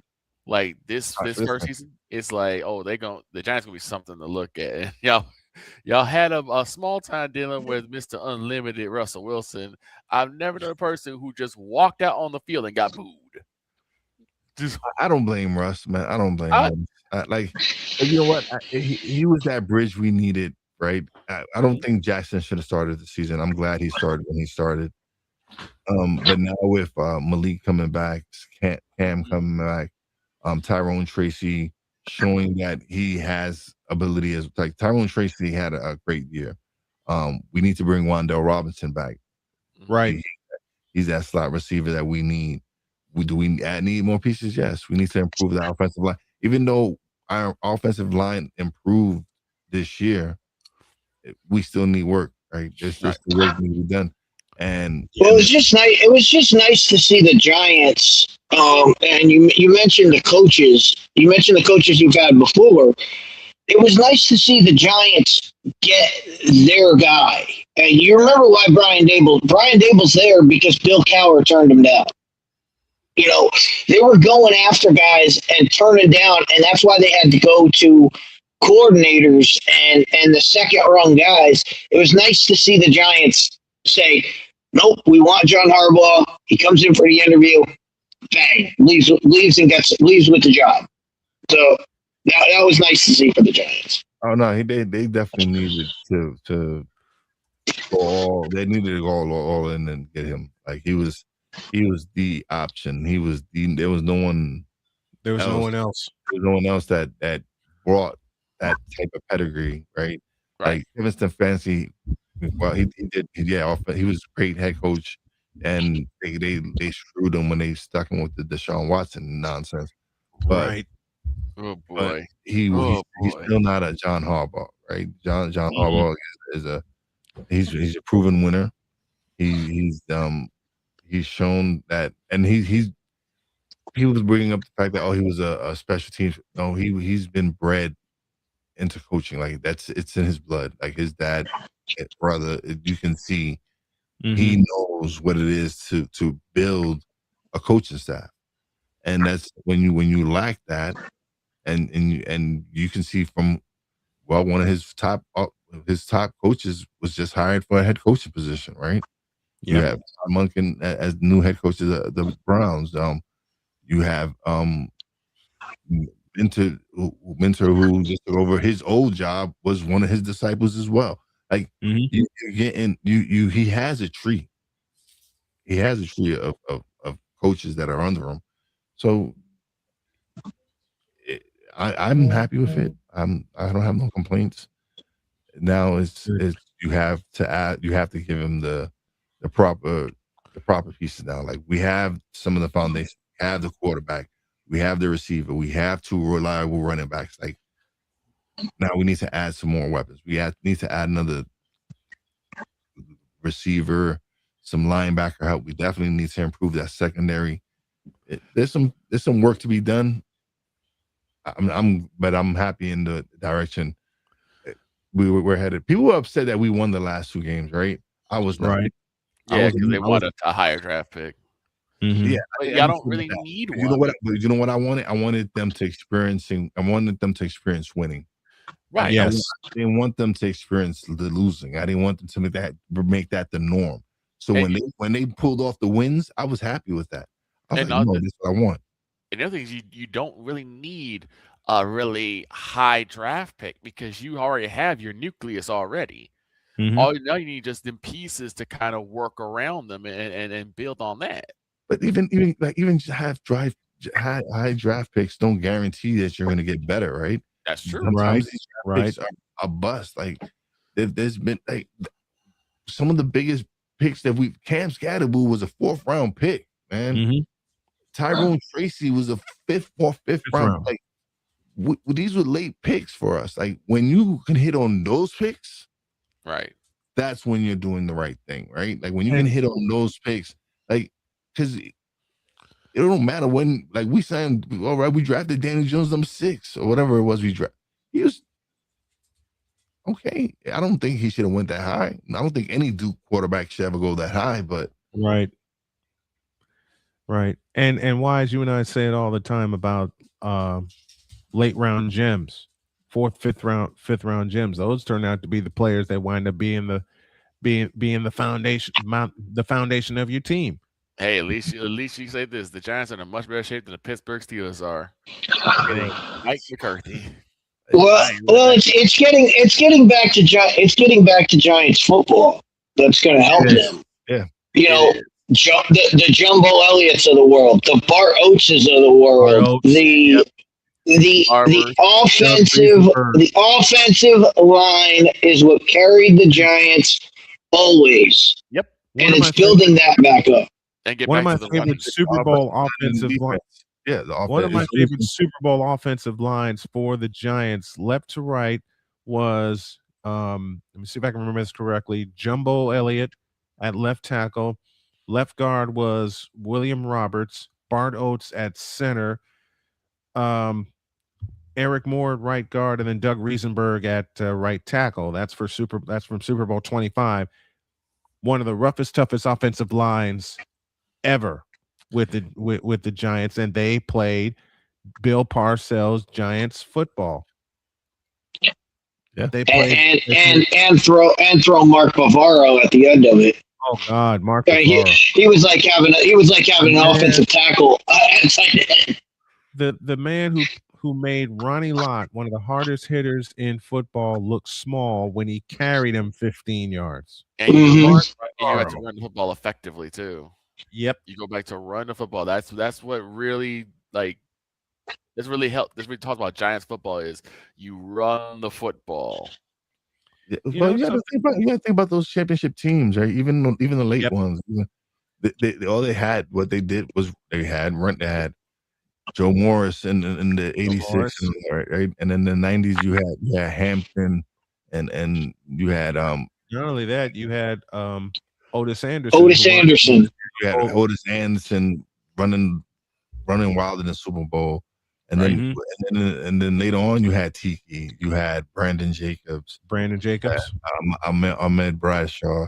Like you've always has built this team around defense and running the rock.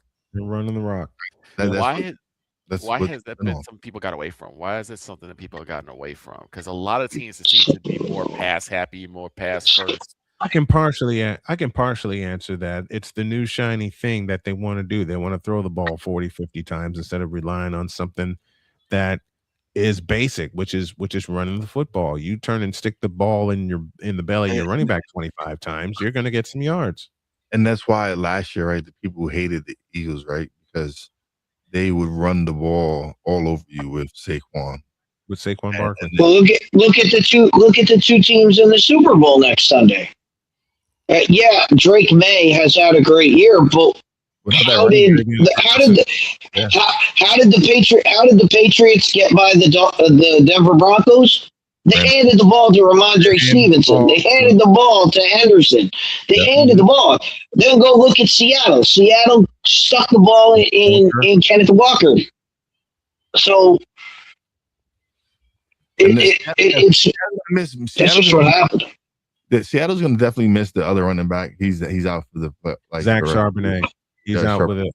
Yeah, I think he's out with an ACL. No, he's out with an ACL. Yeah, he hurt himself seriously. Yeah, so but they still have Kenneth Walker. But they played with it. Their defense plays with the nastiness as well. So we're gonna see. It's gonna be interesting. It is going to be interesting. Before we get out of here, I want to leave Wise with this gem. Because we take this job so serious. The is that? Sorry, pardon me. My apologies. What in the all types of blue hell? This is Snowman in the Morning with Cole Johnson.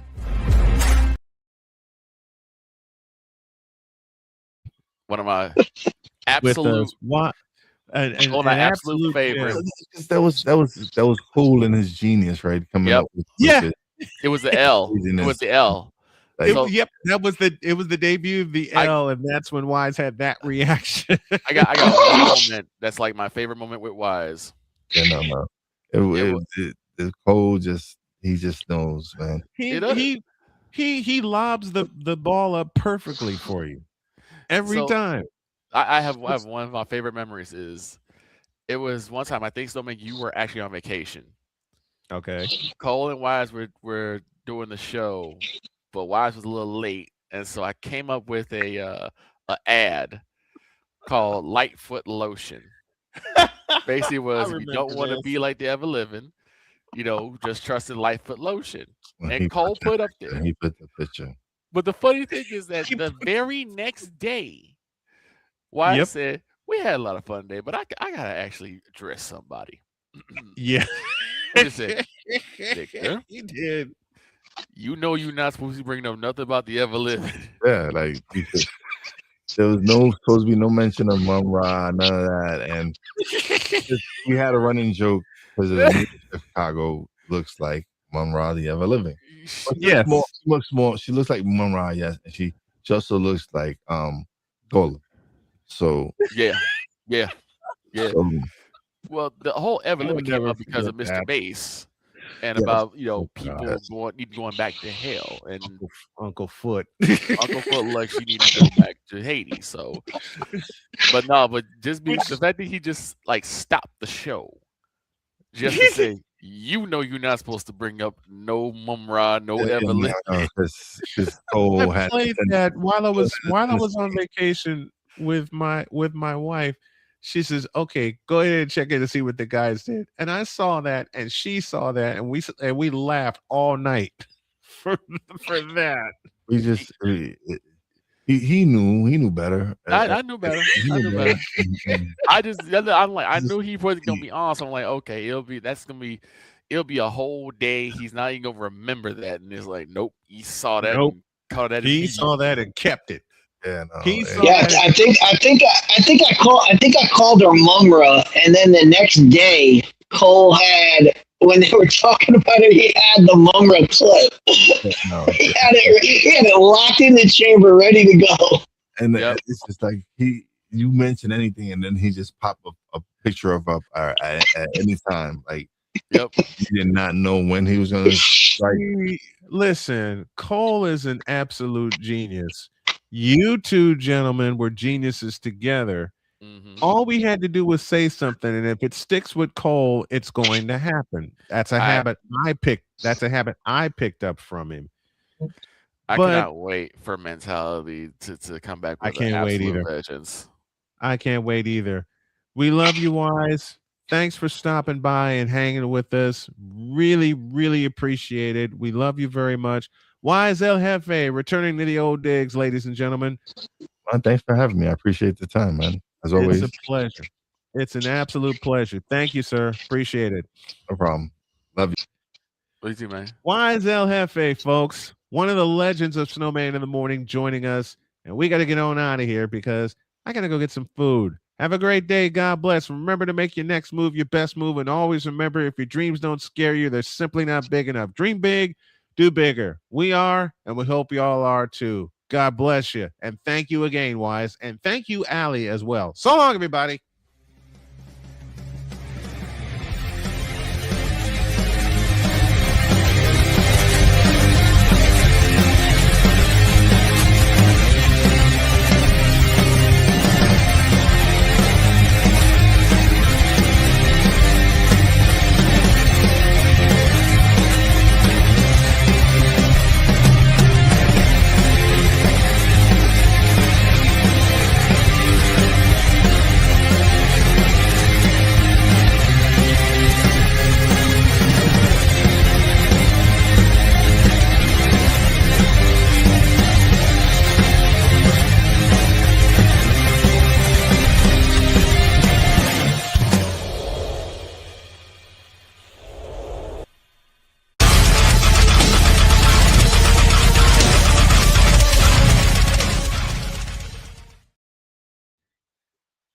Plans for our games. No game today because we ran over on the show. No game tomorrow because a lot of prep to do. 2 of them Saturday and 2 of them Sunday. And always remember, the following is a public service announcement from Wise El Jefe, Boston. This has been a public service announcement from Wise El Jefe. Oh man.